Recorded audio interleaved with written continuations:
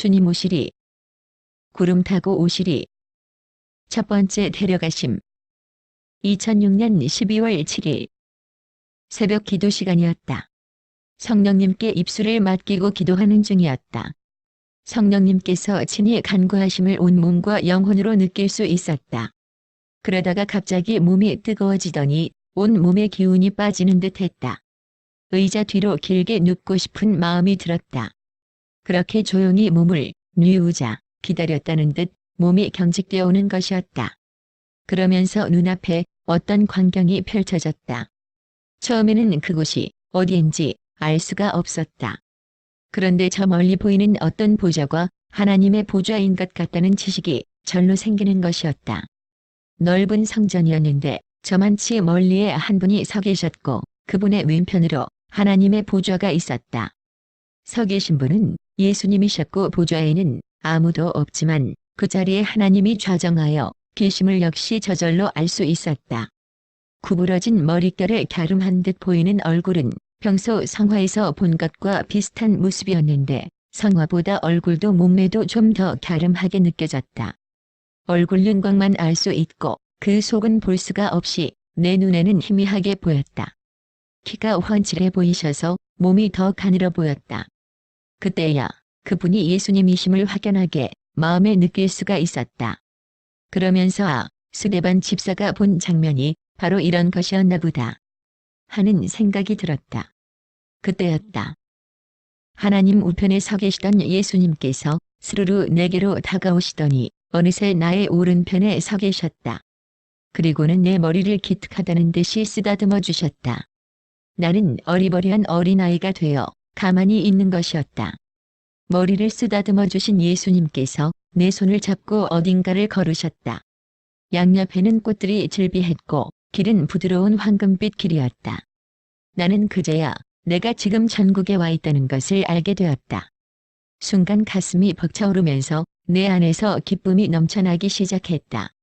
그러면서 이때를 놓치지 말고 보고 싶은 것을 봐야겠다는 마음이 들었다. 그래서 얼른 예수님께 말씀드렸다. 예수님, 제 집이 있어요? 있으면 좀 보여주세요. 그런데 웬일인지 예수님께서 머뭇거리시면서 안 보여주시려는 듯이 느껴졌다. 천국은 저절로 상대의 마음이 말하지 않아도 읽어지는 것이었다. 그것이 전지전능하신 하나님의 영의 지배 가운데 있기 때문임을 알게 되었다. 그러나 얼마 안 있어 다시 이 기회를 결코 놓칠 수 없다는 생각에 다시 졸라댔다. 내 집 좀 보여주세요. 마치 어린 아이처럼 졸라대고 있는 나였다. 결국 예수님께서 어쩔 수 없이 보여주시기로 하신 듯 나를 이끄셨다. 곧 저만치 길 끝에 납작해 보이는 집 한 채가 보였다. 작고 아담하면서 지붕이 평평한 단층집이었다. 전체적으로 빛이 나지 않는 우중충한 황금 색깔 집이었다. 입구에 자그마한 현관문이 보였고 옆으로 제법 큰 창문이 하나 달랑 달린 것이 전부인 집이었다. 어느새 내가 집 안에 들어서 있었다. 내 눈앞에 역시나 초라한 풍경이 여지없이 드러나고 있었다. 원룸 스튜디오식의 달랑 방 한 칸에 가구가 뜨문뜨문 놓여 있었다. 오른쪽으로는 커다란 책상 2개, 의자도 없는. 그리고 책상 옆에 세워진 전기 스탠드 하나. 왼쪽 구석에는 소파가 있었다. 아랫부분을 잡아당기면 침대가 되는 겸용 소파였다. 다시 말해 그다지 고급스러워 보이지 않는 볼품없는 3인용 소파가 있었고 기역자로 2인용 소파가 하나 더 있었다. 그리고 그 앞에 놓인 작은 티테이블 위에는 아무것도 없었다. 게다가 커다란 창틀에는 커튼 하나도 달려있지 않아 횡댕그레하고 을신연스런 분위기를 자아내고 있었다. 내 집을 보여달라고 졸라대던 나는 그만 내 집의 이러한 모습 앞에 부끄러워 견딜 수가 없었다. 숨을 수도 숨을 곳도 없어 그저 고개만 푹 수그리고 있었다. 그런 내 모습을 물끄러미 보고 계신 예수님의 속마음이 내게 전달되어져 왔다. 그래서 내가 안 보여주려고 그런 거잖아. 주눅든 나를 예수님께서 달래시기 시작하셨다. 이제부터 열심히 상급 쌓으면 되잖아. 너 잘 할 수 있어. 내가 도와줄게. 그러시더니 손을 드셔서 예수님의 세마포 왼쪽 심장 쪽에서 예수님의 심장을 꺼내셨다. 너무도 아름다운, 세상에서는 볼 수 없는 새빨간 하트 모양의 심장이었다. 예수님의 심장은 바로 사랑 그 자체이신 것이다. 내가 새빨갛다고 표현했지만 천국의 색은 이 땅에서는 비교할 수 없는 눈부시게 아름다운 색이다. 다만 이해하기 쉽게 표현하자면 그렇게밖에 할 수 없기에 빨간색이라고 말하는 것이다. 예수님께서 그 아름다운 빨간 심장을 들어 저의 심장에 넣어주셨다. 그 순간 나도 모르게 흐느끼기 시작했다. 그렇게 잠시 흐느끼고 있는데 어디선가 아름다운 테너 음성으로 찬양하는 소리가 들려왔다. 눈을 번쩍 뜨고 두리번거리자 저 끝에 황금마차 한 대가 보였다. 2대의 말이 끄는 마차였다. 그 마차에는 마치 영화 배너처럼 멋지게 서 있는 한 남자가 있었다. 복장도 영화에서 보던 주인공 같은 복장이었다. 주름치마 같은 것을 입고 신발은 종아리까지 끈을 매는 신발을 신고 있었다. 단지 머리에 왕관을 쓰고 있는 것만 달랐다. 키가 작고 귀여운 얼굴에 그가 한 손으로는 콧비를 잡고 왼손은 높이 치켜들고 찬양하고 있었다. 내가 속으로 의아해하며 누구지? 하고 의문을 품자 말자 예수님께서 답해 주셨다. 다윗이다. 아, 다윗. 성경 속의 다윗을 내가 직접 보다니. 기뻐할 겨를도 없이 내 영은 즉시 지상으로 돌려보내졌다. 2007년 1월 25일. 엄마, 처음 본 지옥. 예수님께서 오셨다. 내 딸아, 내가 너를 사랑한다. 주님, 나도 주님을 사랑합니다. 나도 예수님처럼 사랑의 고백으로 화답했다. 예수님과 내가 걷고 있었다. 내 모습이 처녀 같았다. 예수님께서 나의 양손을 잡아 빙빙 돌려주시면서 나와 함께 웃으며 놀아주셨다. 그러더니 말씀하셨다. 내가 오늘 너에게 보여줄 것이 있느니라. 나와 함께 가자. 예수님의 양옆에 2명의 천사가 흰 옷을 입고 같이 서 있었다. 언제든지 보면 예수님 곁에는 그 2명이 거의 늘상 수종 들고 있었다. 내 모습은 왠지 어린아이가 되어 있었다. 4에서 5세 정도로 보였다. 나는 예수님께로 아이의 걸음으로 막 달려가 그 품에 보옥 안겼다.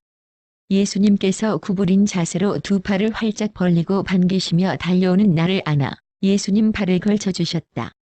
예수님께서 속으로 어서 오느라고 수고했다라고 내게 말씀하심을 알 수 있었다. 천국문에 이를 때면 꼭 어린아이로 보이게 되는 것은 바로 어린아이 같은 믿음이라야 천국에 이를 수가 있음을 나타내기 위함임을 알려주셨다. 예수님 품에 안겨 있으면서 좋아라 하고 있는데 어디선가 찬양 소리가 들려왔다. 참 아름다워라에서 주님의 세계는에서 저 솔로몬의 옷보다 더 고운 백합화. 아! 탄성이 저절로 나왔다. 내 눈앞에 펼쳐진 광경을 어찌 글로 다 표현할 수 있을까? 흐르는 시냇물, 들의 꽃들, 빛나는 황금길 가에 만발한 아름다운 그 광경, 야트막한 언덕. 이번에는 화려한 칼라로 보여서 기분이 무척 좋았다. 언덕 저 너머 멀찍이 디즈니랜드에 나오는 그림처럼 보이는 도상들이 보였다. 반짝거리며 보석으로 장식된 아름다운 도상들이었다.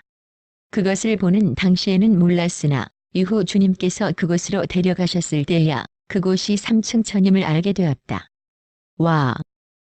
나는 연신 감탄을 연발해 댔다. 말로는 이루 다 표현 못하게 아름다운 도성들이었던 것이다. 그때였다. 엄마가 언제 오셨는지 예수님 곁에 서서 나를 향해 미소를 짓고 계셨다. 아! 엄마! 워낙에 미인이셨던 엄마는 더욱 아름답고 젊은 모습으로 연한 핑크빛 한복을 입고 계셨다. 다윗도 그렇고 베드로나 바울. 내가 만난 천국의 사람들은 모두 옷이 제각각이었다. 모든 천국 백성들은 자기 취향에 따라 옷을 입을 수 있다는 것을 알 수 있었다. 엄마는 워낙 한복을 좋아하고 또 한복이 잘 어울리시는 분이셨는데 천국서도 그 옷을 즐겨 입으시나 보았다.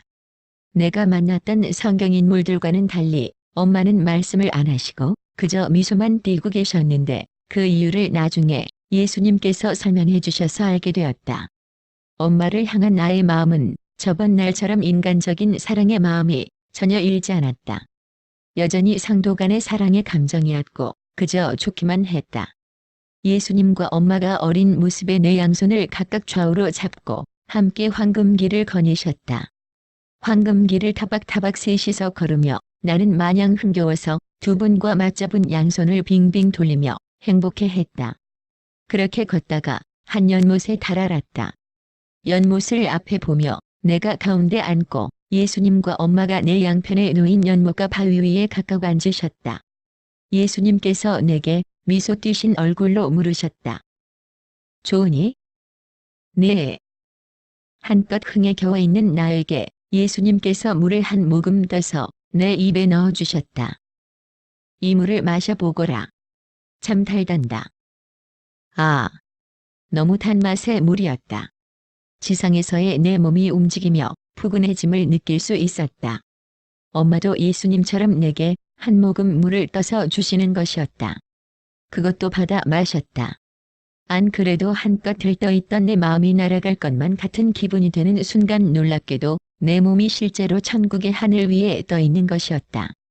우리가 세상에서 말하기를 기분이 좋으면 날아갈 것만 같아 라고 말들을 하는데 실제로 천국에서는 그런 마음이 들음과 동시에 그대로 날게 된다는 사실이 너무 기가 막히고 흥분이 되는 것이었다.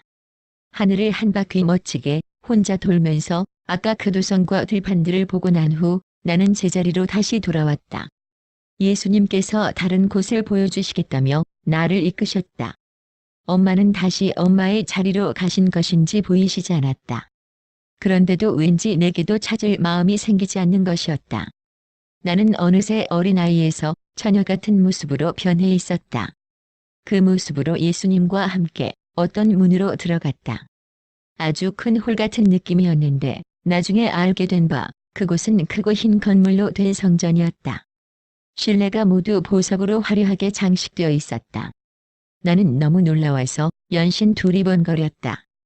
입구에서 오른쪽에 있는 큰 방으로 인도되었다. 하얀 가운을 입은 곱슬럼이 미소년 같은 아름다운 천사가 미소로 나를 맞아주었다.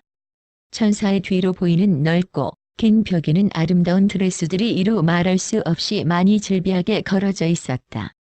그리고 그 위 선반에는 아름답고 화려한 면류관들이 역시나 도열해 있었다. 천사가 내게 핑크색 드레스를 주었다.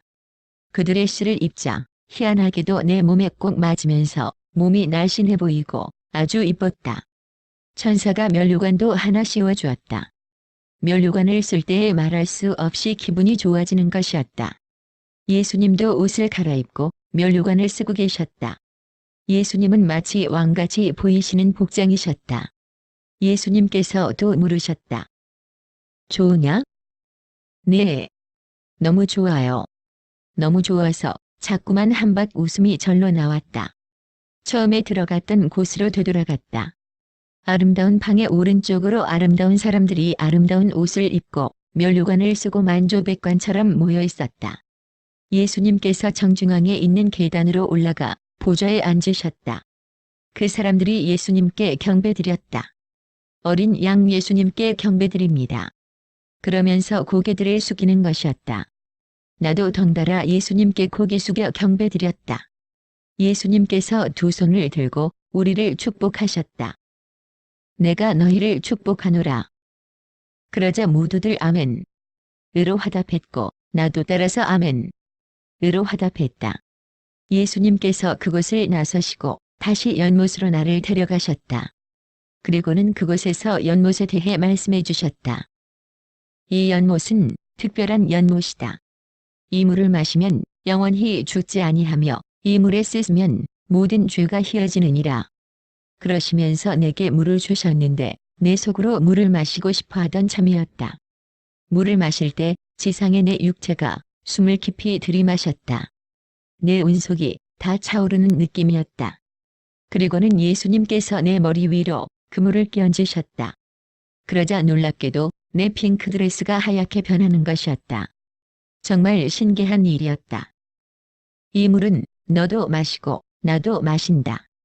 그리고 내 백성 모두가 마신다. 이제 천국에 올래 백성 모두가 마시게 될 것이다.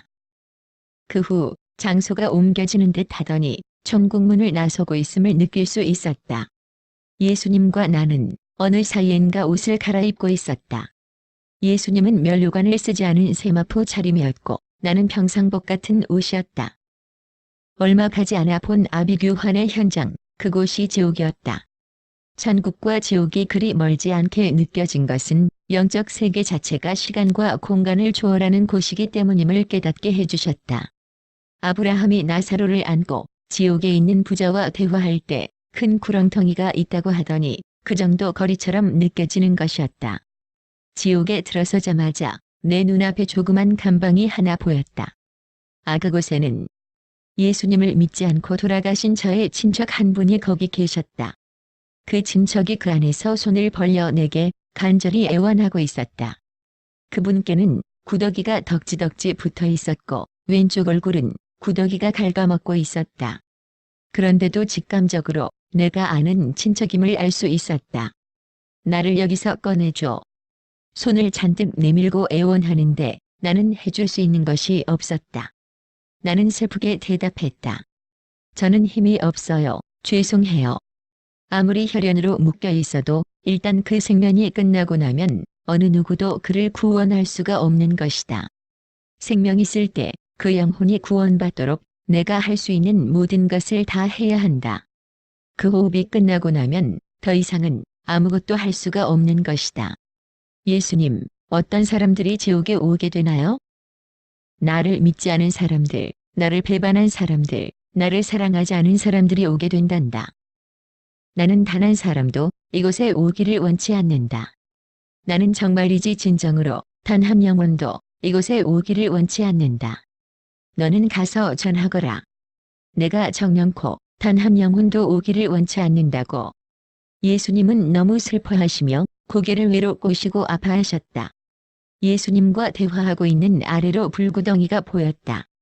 불길 속에서 사람들이 위로 손을 올리고 아우성을 치고 있었다. 주님, 우리를 여기서 구원해 주세요. 그들이 뜨거워 어쩔 줄 모르며 부르짖고 있었다. 그 고통을, 그 간절함을 어찌 글로 다 표현할까? 내 영혼이 소리내어 큰 소리로 울기 시작했다. 구덩이 위쪽으로 시선을 따라 올라가 보이는 곳에 아까 본 조그만 감방 같은 것들이 길게 줄지어 있었다. 그 속에도 각 방마다 사람들이 들어 있었다. 어떤 사람은 해골의 모습으로 조그만 창살 밖으로 뼈만 남은 팔을 내밀고 있었다. 울고 있던 나는 그것을 보고 너무 놀라 예수님께 다시 물었다. 저곳은 어떤 사람들이 가는 곳인가요? 내 종들로서 나를 배역한 자들이다. 그들에게 내가 복음을 전하라고 은사를 주었건만 그들은 나의 영광을 자기 영광으로 삼고 자기의 배를 채웠다. 나는 다시금 울기 시작했다. 점점 그 소리가 커지며 엉엉 통곡했다. 아파서 견딜 수가 없었다. 그 아픔은 바로 예수님의 아픔이었다. 그 예수님의 아픔을 예수님께서 내게 느끼도록 하신 것이다. 울다 울다 지쳐 주저앉았다. 그리고는 예수님의 옷자락을 부여잡고 하염없이 꺼이꺼이 울었다. 예수님께서 내 머리를 쓰다듬어 주시면서 눈물 머금은 슬픈 어조로 말씀하셨다. 울지 말아라 딸아. 그러시면서 계속 내 머리를 쓰다듬어 주셨다. 하염없이 울고 있는 나를 예수님께서 다른 곳으로 이끄셨다. 다시 천국으로 돌아온 것이다. 희한한 것은 다시 천국으로 오고 나니 그 아픔이 조금씩 가시기 시작하면서 금세 잊어지는 것이었다. 아까 들어갔던 흰 성전으로 들어갔다. 아까 본 만조백관들이 여전히 거기 도열해 있었다. 이번에는 일렬 행대처럼 서 있었다. 예수님께서 계단에 오르셔 이번에는 앉지 않고 보좌 우편에 서시는 것이었다. 그러자 하나님께서 빛으로 보좌에 좌정하셨다. 이후에도 보면 언제든지 예수님께서는 성부 하나님께서 좌정하실 때면 늘 서 계셨다. 나중에 깨닫게 된 것은 그것이 바로 예수님의 겸손이라는 것이었다. 성자 하나님이신 예수님께서 같은 하나님이시면서도 성자이시므로 스스로 겸손을 보이셔 성부 하나님 우편에 서시는 모습이 진정한 천국의 모습인 것이다. 성부 하나님께서 들어오실 때 내 몸은 나도 모르게 어느새 완전히 바닥에 엎어져 있었다. 코는 바닥에 대고 양팔은 위로 뻗은 모습이었다. 아까 모여있던 사람들이 찬양하기 시작했고 그들 또한 겸손하게 성부 하나님 앞에 고개 숙여 경외심을 보이는 것이었다. 성부 하나님께서 좌정하신 성전은 말로 할 수 없는 경외심으로 충만하게 된다. 마치 풍선을 불다가 터지기 일보 직전의 포화 상태와 같은 충만한 경외심이라 하겠다. 그리고 그 경외심은 두려움이라기보다는 하나님을 향한 사랑이 가슴 저변에 가득 깔린 극히 깊은 존경심을 말한다.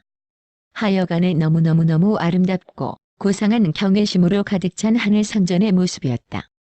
우리가 이후 영원히 살게 될 천국에서 우리 또한 그처럼 놀랍고 풍부한 경외심으로 하나님을 영원히 찬양하며 경배하게 될 것이다. 예수님께서 나를 이끄시며 말씀하셨다. 너와 나의 집으로 가자. 나의 집이라고 안 하시고 너와 나의 집이라 말씀하시다니. 예수님과 함께 사는 집이라니 너무 기뻤다. 다시 찾아간 집을 보니 더더욱 기쁨이 넘쳤다. 집이 더 아름다워져 있었다. 이 기쁨을, 이 감격을, 어째 이런 일이. 며칠 상관에 집 앞에는 작은 시냇물이 졸졸 흐르고 있었고 푸르른 풀밭이 너무 아름다웠다. 이전에는 못 보던 나무들도 여기저기 있었다. 처음 보았을 때 황량하던 집 주변 환경과는 사뭇 달라진 풍경이었다. 더구나 놀라운 것은 그 집의 2층이 공사 중이었다.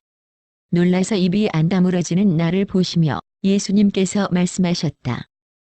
너의 순종으로 집이 이처럼 빨리 단장되는 것이란다.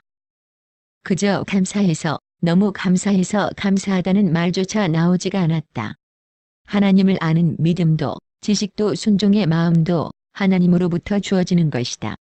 그 마음을 주시고는 또 칭찬하시고 이처럼 상급으로 쌓아주시는 하나님. 집안은 더욱 화려하게 장식되어 있었다.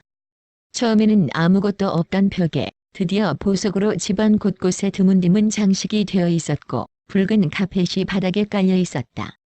소파도 더 화려한 걸로 바뀌고 샹들리에 같은 등도 천장에 붙어 있었다. 화려한 짐대로 나는 달려가서 폴짝 뛰어 올랐다. 너무 좋아서.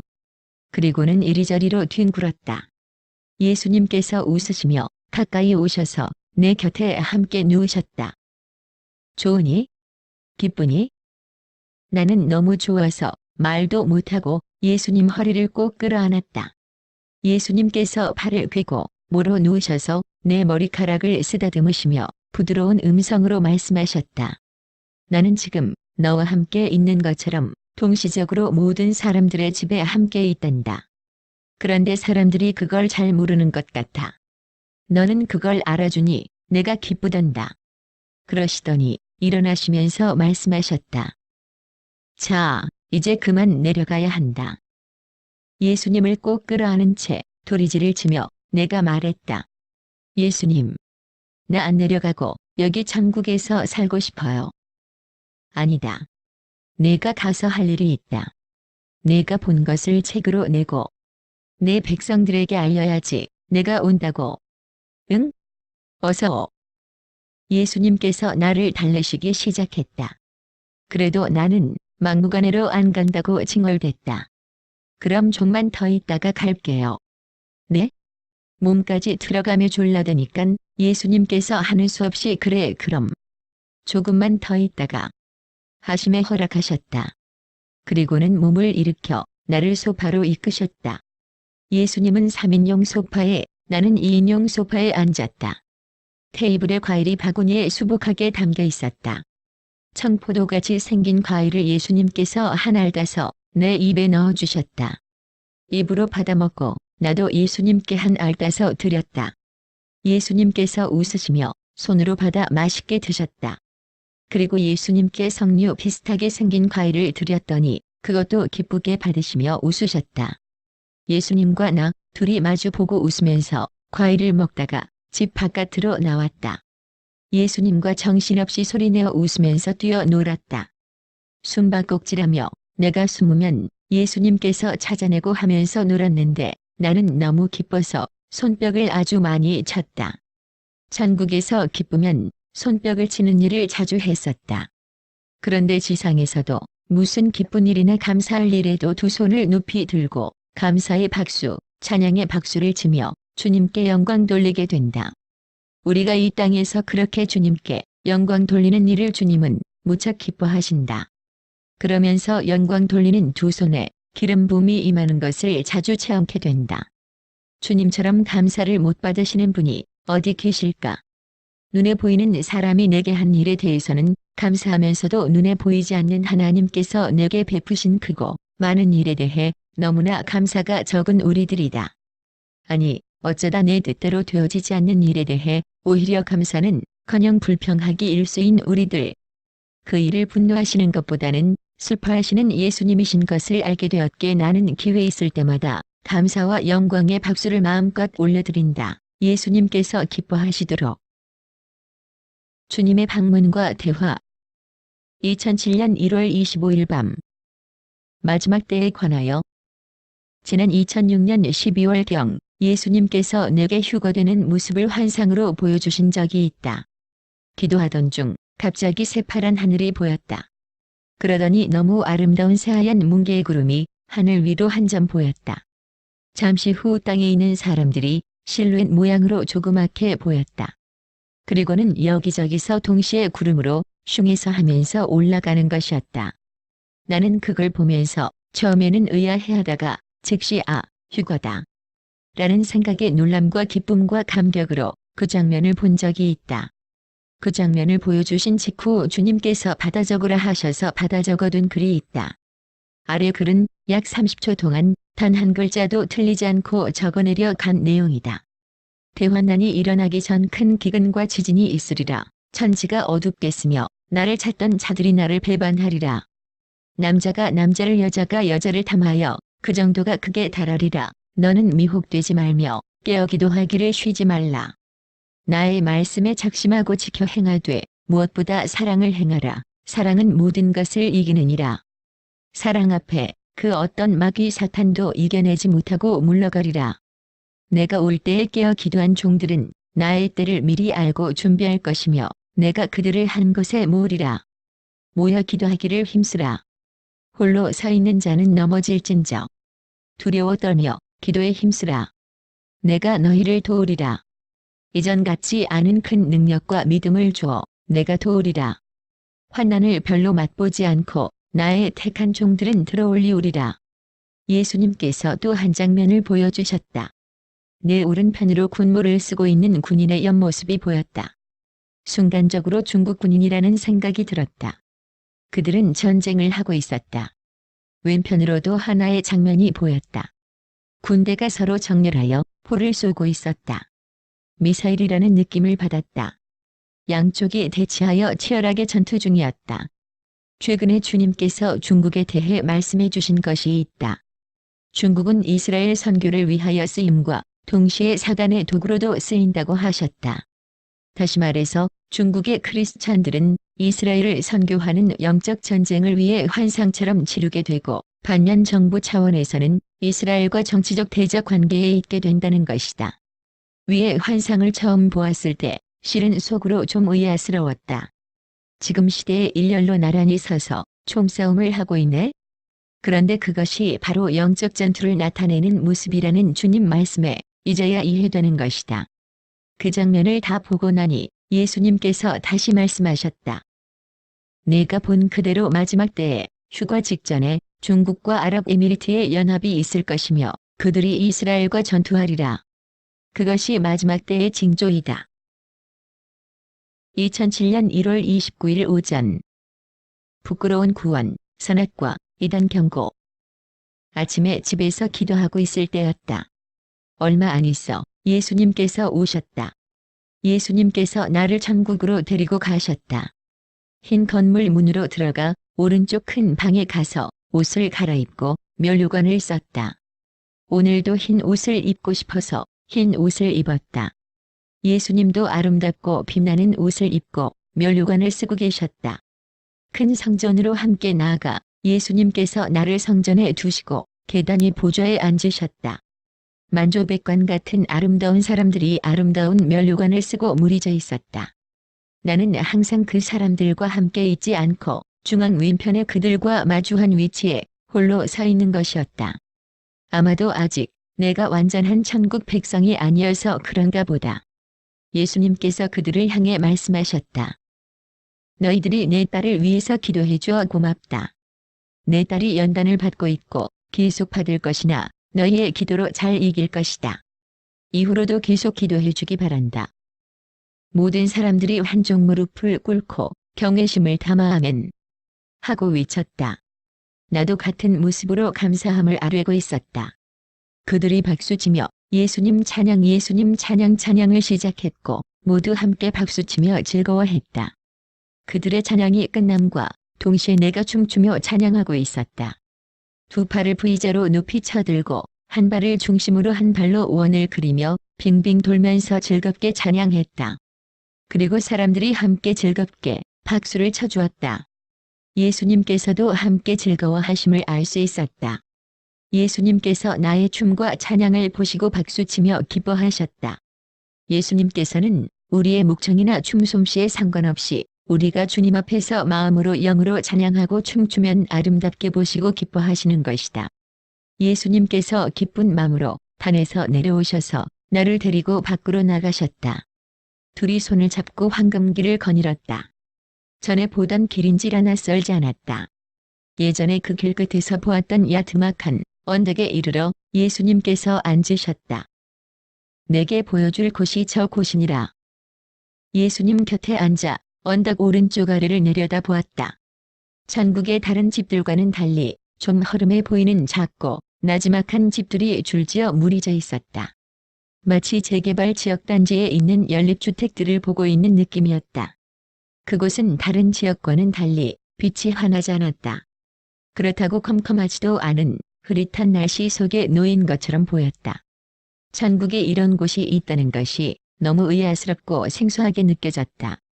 여지껏 내가 보아온 천국은 빛나고 화려하고 아름다운 곳들이었는데 그곳들과는 너무도 대조적인 이곳이었다. 예수님께서 말씀하셨다. 저곳이 내 엄마가 사는 곳이란다. 헉! 엄마가 저런 곳에 내가 본 나의 집과는 사뭇 달랐다. 놀라는 나를 보시며 예수님께서 말씀하셨다. 그렇다.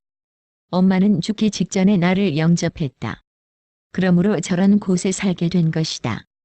저곳에 살게 되면 행동의 제약을 받게 된다. 천국의 아름다운 모든 것을 영원토록 누리지 못하게 되는 것이다. 또한 그들은 그들 스스로 부끄러움을 느껴 늘 겸손히 자신을 낮추고 영원히 지내게 되는 것이다.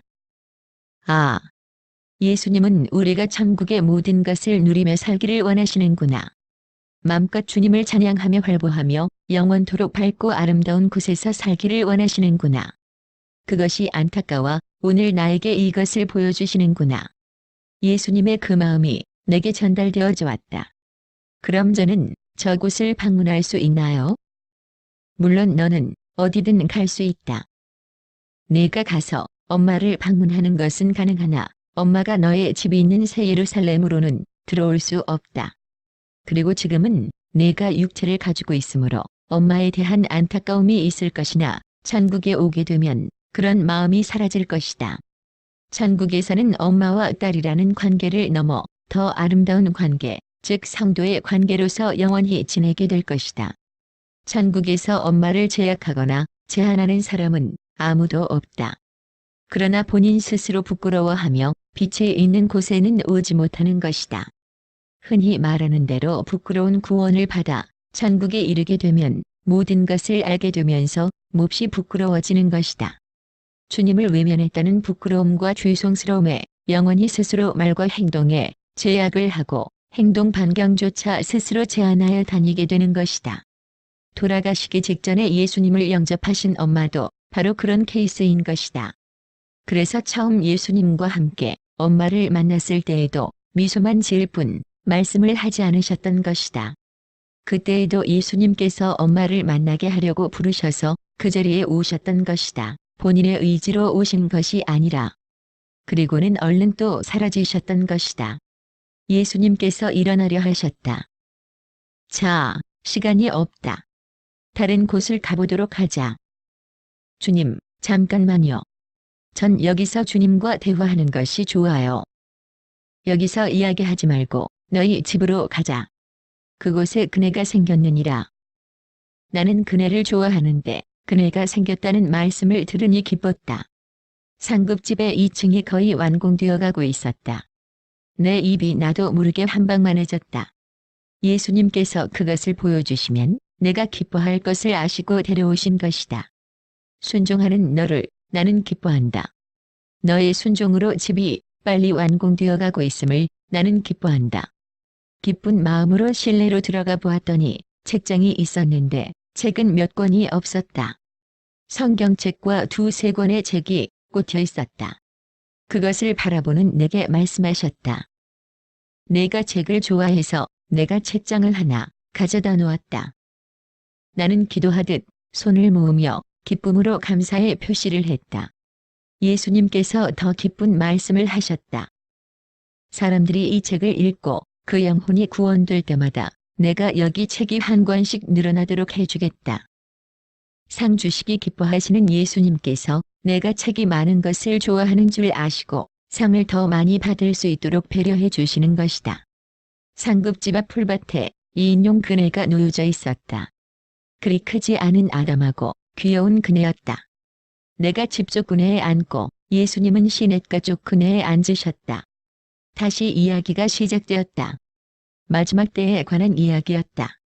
주님, 성경에 보면 만물의 마지막이 가까웠으니 그러므로 너희는 깨어 기도하라고 되어 있고 또 깨어 있으라고 되어 있는데 깨어 있다는 것이 정확히 뭔가요?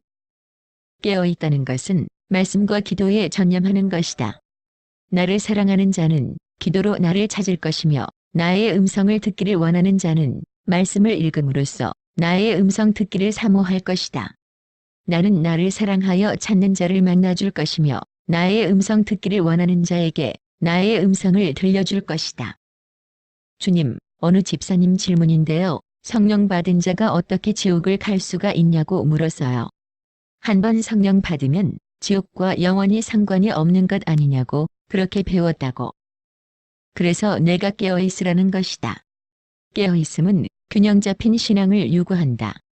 기도만 하게 되면 신비주의에 빠지게 되며 영적 교만에 이른다. 또한 말씀에만 치중하게 되면 지적 교만에 이르게 된다. 그러므로 양쪽을 골고루 함으로써 어느 한쪽에 치우치지 않는 신앙을 지녀야 하는 것이다. 특히나 지적 교만에 빠지게 되면 이단에 속한 자가 되기 쉽다. 여호와의 증인이나 몰몬교에 속한 자들이 바로 그러한 자들이다. 성경 말씀을 억지로 풀다가 이단에 빠지게 되는 것이니라. 나는 그네에 앉아 왔다 갔다 하면서 예수님께 얼굴을 향하고 다시 물었다.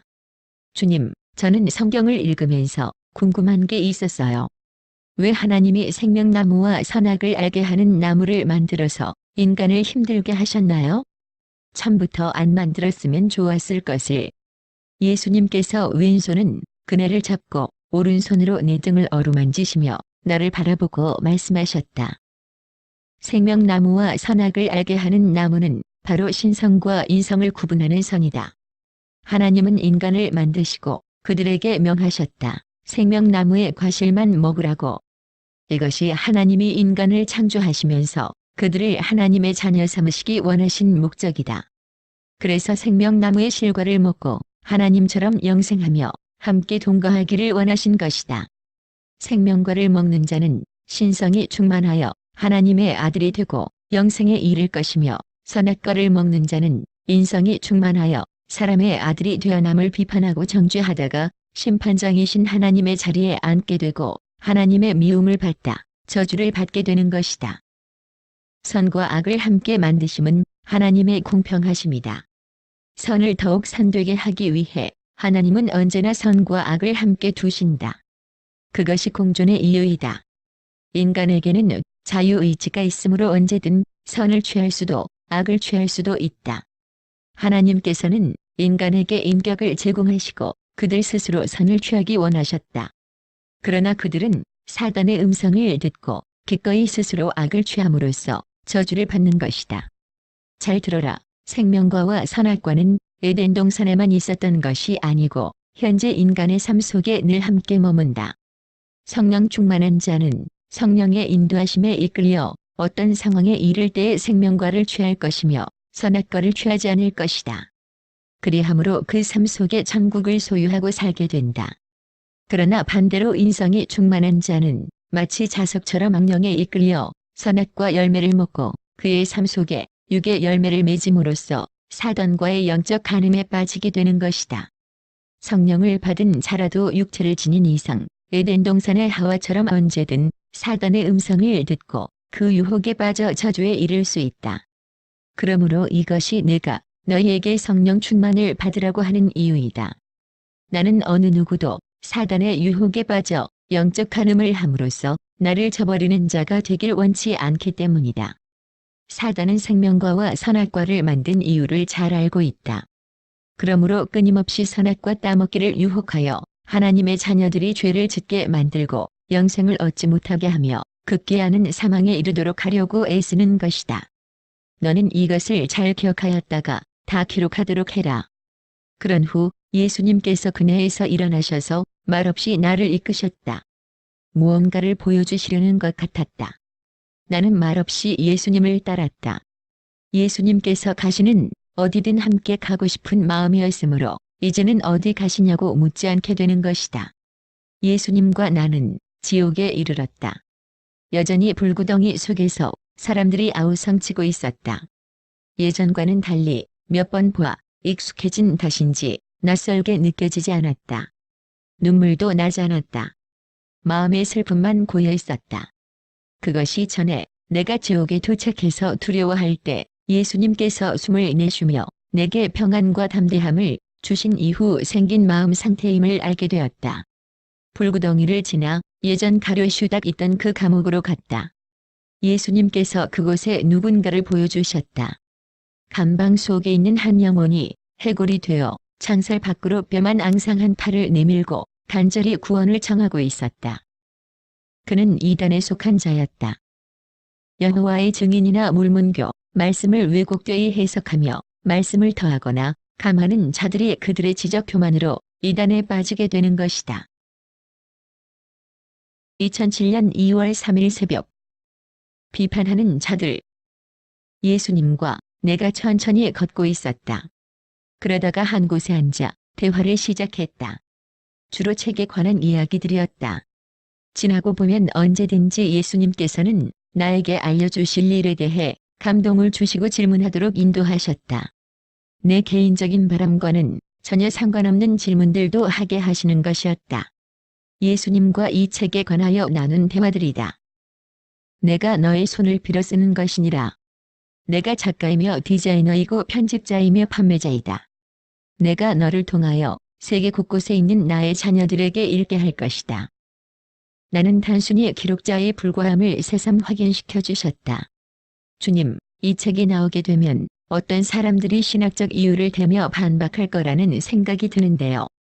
어떤 부분은 성경에서 근거를 찾을 수 없는 것도 있잖아요. 예수님께서 무거운 어조로 말씀하셨다. 내가 신이다. 신학이란 신을 아는 학문임과 동시에 신에 대한 지식을 쌓아가는 학문이다. 신을 먼저 알고 신에 대한 지식을 쌓아가는 것이 순서이니라. 그런데 저들이 나를 알 생각을 않고 나에 대해 분석하는 일을 우선으로 하게 됨으로써 지적 교만에 이르게 되는 것이다. 나는 그 점을 안타깝게 생각한다. 나는 내 사랑하는 종들이 나를 아는 일에 더 많은 시간을 들이길 원하고 천국을 아는 일에 대해 더 많은 시간을 들이길 원한다. 그리고 덧붙여 이런 말씀을 하셨다. 내 말을 듣고 믿는 자는 복이 있다. 그러나 듣고도 믿지 않는 자는 안 들은 자보다 더욱 악하다. 저는 차라리 듣지 않았으면 좋을 뻔하였다. 비판한 자의 지옥. 그 순간 내 눈앞에 불길이 보였다. 불길이 눈앞에서 가까이 활활 타고 있었다. 그 안에 사람들이 아우성을 치며 고통스러워하고 있었다. 저번 날 본 불구덩이가 클로즈업 되어 내게 보이는 듯했다. 그 다음 어떤 장면이 보였다. 불구덩이인지 감방인지 모르겠다. 다만 한 사람이 보였다. 그 순간 예수님은 보이지 않고 음성만 들려왔다. 내 말을 듣고도 믿지 않고 비판한 자니라. 그의 눈과 코와 귀와 입, 모든 구멍에서 손가락만한 가는 실뱀들이 하염없이 끊임없이 기어나오고 있었다. 그는 입을 크게 벌리고 너무 고통스러워 계속 비명을 질러대고 있었다. 내 눈앞에 그의 생존에 대한 환상이 보였다. 어두운 느낌이 드는 방이었다. 책상에 앉아 머리를 쥐고 웅크린 채 공부하고 있는 그의 옆모습이 보였다.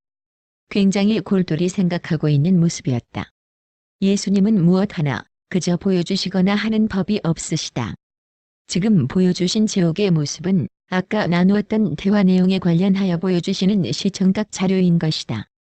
나는 아무 생각 없이 졸은 것 같았지만 모든 것이 주님의 인도하심 가운데 진행되어지는 일인 것이다. 그 남자가 가는 실뱀들에게 고통당하고 있는 모습을 보고 있기 괴로워서 고개를 숙였다. 2007년 2월 9일 낮. 십자가의 공로. 나를 천국으로 데려가셨다. 예수님께서 저번 날처럼 나의 상급집만 보아도 즐거워서 어쩔 줄 모르시는 것이다. 상급집을 보고 싶다는 마음이 들자마자 예수님과 나는 상급집 옥상에 이르러 있었다. 지붕이 없는 상급집, 편편한 그 옥상에 처음 올라가 보았다. 이제 함께 가자. 내가 한 곳을 보여주리라. 순간 내 마음에 그곳이 지옥인 것을 알았으나 이전처럼 주저하지 않았다. 주님, 저는 주님이 당하신 고난을 이제 알아요. 음부에 처하신 그 아픔도 알아요. 주님이 가시는 곳은 어디든지 제가 함께 갈게요. 그리고는 예수님 앞에 한쪽 무릎을 꿇었을 때 예수님께서 못자국 난 발을 보여주셨다. 전에 지옥에 가련 유다의 옥 앞에서 못자국 난 손을 보여주시면서 발은 보여주시지 않았었는데 오늘 드디어 보여주시는 것이었다. 못자국 난 주님의 발등은 하얀 빛이 났다. 하얀 구멍처럼 보였다. 그 못자국 난 발을 보며 나를 위해 죽으신 그 발 아래 엎드려 입 맞추고 울었다. 그러나 그 울음은 주님이 염려하시는 아픔의 눈물이 아닌 감사의 눈물이다. 그러므로 이제 마음에 단련시킨 후 예수님의 발등을 내게 보여주시는 것이다. 예수님께서 울고 있는 나를 일으키셨고 우리는 어느새 지옥에 와 있었다. 저번 날처럼 불구덩이 속의 사람들을 다시 보았다. 이전보다 훨씬 더 많은 사람들이 바글바글했다. 나는 얼마 안 되어 이처럼 사람들의 수가 늘어난 것에 대해 약간 놀랐으나 겉으로 드러내지 않았다. 아우성 소리가 더 크게 들리는 듯 했다. 예수님께서 더할 수 없이 슬픈 목소리로 울음이 잔뜩 섞인 목소리로 말씀하셨다. 내가 십자가에 못 박혀 죽은 것이 아무 소용이 없이 이처럼 나를 등지고 이곳에 와 있구나. 그 말씀을 듣는 나도 말로 할 수 없이 울적한 마음이 들었다. 그렇게 줄 서 있는 사람들을 마귀가 뾰족한 창으로 끊임없이 여기저기 깊숙이 찔러대고 있었다. 그 사람들은 창을 피하려고 이리저리 몸을 빼려 했다. 그러나 워낙 사람이 빽빽이 들어차 늘어서 있어서 옴짝달싹 못하고 창뿌리를 맞으면서 입을 크게 벌리고 비명을 질러대고 있는 것이었다. 그 곁에는 또 한 무더기에 벌거벗은 사람들이 엎드러져 있었는데 채찍으로 그들의 등을 내려치고 있었다. 이들도 비쩍 마른 사람들이었다.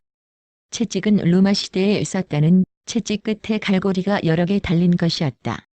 예수님께서 이런 채찍에 맞으셨다던데 그와 똑같은 채찍이었다. 채찍이 그들의 등에 떨어질 때마다 시뻘건 줄이 여러 줄 가면서 살이 긁어져 나왔다. 들은 사람들은 일어나지도 못하고 엎드린 채 찢어지는 비명을 질러댔다. 그렇게 계속 채찍을 맞고 있었다. 그 광경이 너무 처참해서 나는 참을 수 없는 울음을 터뜨렸다. 예수님께서 역시나 몹시 슬픈 어조로 말씀하시는 음성이 들려왔다. 저들은 나를 다시 한 번 십자가에 못 박은 자들이다.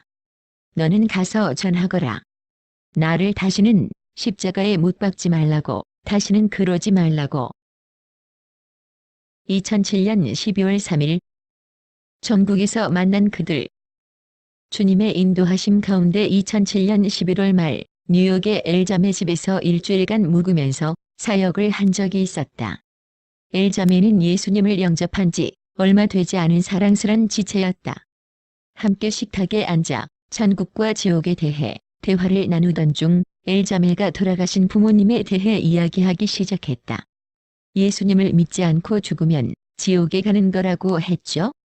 아, 우리 아버지는 예수님을 안 믿었었는데 그럼 지옥에 계시겠네요. 흡. 엄마는 돌아가시기 직전에 예수님을 믿게 되었다고 들었어요. 제가 미국에 있었기 때문에 엄마의 임종을 보지 못했어요. 그래서 확실한 것은 알 수가 없네요. 목사님, 제가 열심히 기도드리면 지옥에 계신 저희 아버지가 천국으로 옮겨올 수 있지 않을까요? 에구. 대답하기 마음 아프지만 어쩔 수 없이 진실을 말해야 했다. 호흡이 끊어지면 더 이상은 어쩔 수가 없어요. 그래서 살아있을 때 회개해야 한다는 말을 하는 거예요. 그래야 천국 갈 수가 있거든요. 이미 지옥에 간 경우는 더 이상 방법이 없어요. 성경에도 부자와 나사로의 비유에서 알 수가 있잖아요. 안타까워하고 있는 자매를 보며 어쩌지 못하는 일인지라 그저 말없이 지켜보고 있었다. 그런데 바로 그때 갑자기 주님께서 나를 천국으로 데려가시려는 것을 심령에 느꼈다. 기도하고 있던 중도 아니었는지라 너무 갑작스러워 당황스러웠지만 주님께서 예전에도 이런 일을 종종 하셨던 터인지라 순종의 마음을 주시길래 자매에게 말했다. 주님께서 저를 천국에 데려가시려나 봐요. 곁에서 기도해 주세요. 자매는 기도하기 시작했고 나는 잠시 기도하다가 천국으로 이끌려갔다. 예수님께서 나를 인도하여 만나게 하신 사람들이 있었다. 황금길 위에 한 남자와 한 여자가 손을 잡고 나란히 나를 바라보며 서 있었다. 다정하게 손을 잡고 미소 띤 얼굴로 바라보는 두 사람을 의아스런 눈초리로 바라보는 나에게 예수님께서 말씀하셨다. 엘의 부모들이다. 미소만 띠고 말씀 한마디 안 하시는 그 아버지가 엘자매의 아버지시라는 것이었다. 보통 저의 엄마 경우에는 속으로라도 말을 하고 나랑 의사소통이 되었었는데 이분은 아예 속 생각조차 전혀 없었다. 다시 말해서 속으로도 전혀 아무 말씀을 않고 있음을 알게 해주셨다. 나는 무척이나 놀라고 의아스러워서 예수님께 물었다. 예수님, 주님을 믿지 않았는데 어떻게 천국에 있을 수가 있죠? 저가 혼수 상태에 있을 때 내가 그를 만나 믿게 하여 데려온 것이다. 아, 그렇구나, 그렇구나. 예수님께서 말씀하신 바 아버지께서 주신 자녀는 단 한 명도 놓치지 않으신다고 하시더니 그 막바지에서조차 주님께서 그분에게 찾아가셔서 전도하시고 천국으로 이끌어 오신 것이었다. 그리고 나의 엄마보다도 더 막바지에 주님을 영접하신 분이라 그처럼 말 한마디 할 엄두조차 안 내고 계시다는 것도 알게 되었다. 그때야 깨닫게 하신 것이 또 있다. 나의 엄마 또한 오랫동안 혼수 상태에 계셨었는데 그때 주님께서 나의 서원 기도를 들으시고 혼수 상태에 있는 엄마에게 찾아가셔서 믿음을 주시고 천국으로 데려가셨던 것임을.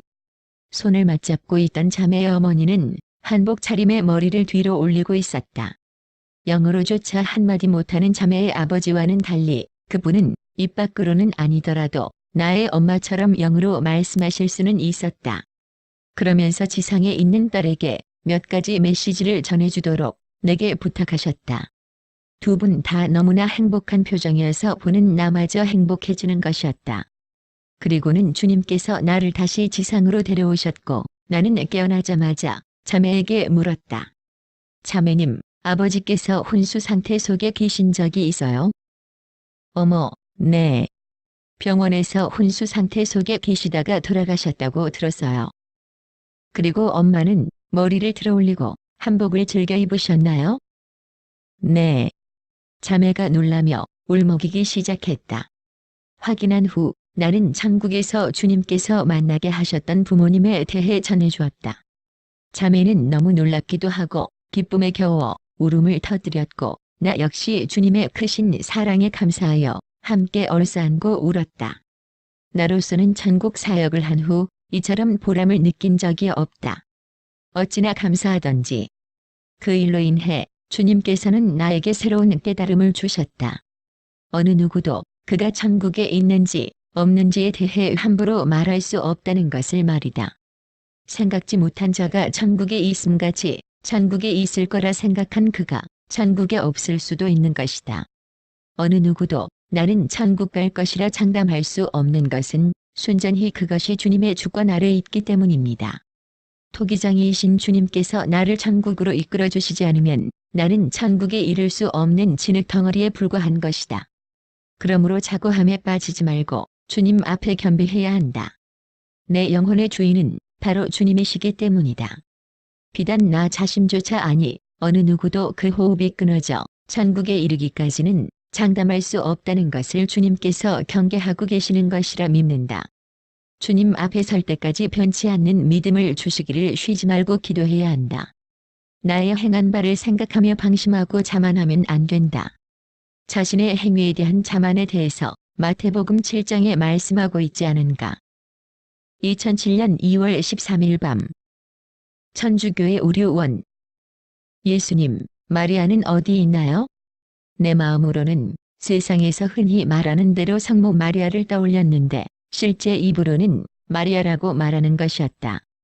이는 마리아가 성모가 아닌 그냥 인간 마리아일 뿐이라는 것, 다시 말해서 경배의 대상이 아님을 깨닫게 하시려는 주님의 의도임을 알 수 있다. 저가 아이들을 돌보고 있느니라. 나는 그리로 이동되어졌다. 이동이라는 표현 그대로 어느새인가 학교 건물 같은 곳 앞으로 와 있는 것이었다. 마치 영화에서 그 다음 세트를 찍기 위해 다음 세트장으로 완전 옮겨온 것 같은 모습이었다. 하얗고 네모난 단층 건물은 몇 칸으로 나뉘어져 숱한 아이들을 양육하고 있었다. 문 앞에 몇몇 여자들이 서 있었다. 제일 왼쪽에 어린 갓난 아기를 안고 있는 여자를 바라본 순간 그녀가 마리아임을 알아차릴 수 있었다. 고상하고 해산 얼굴, 갸름하고 어여쁜 얼굴이었다. 나도 모르게 오른손을 들어 그녀를 향해 할렐루야 하고 외쳤다.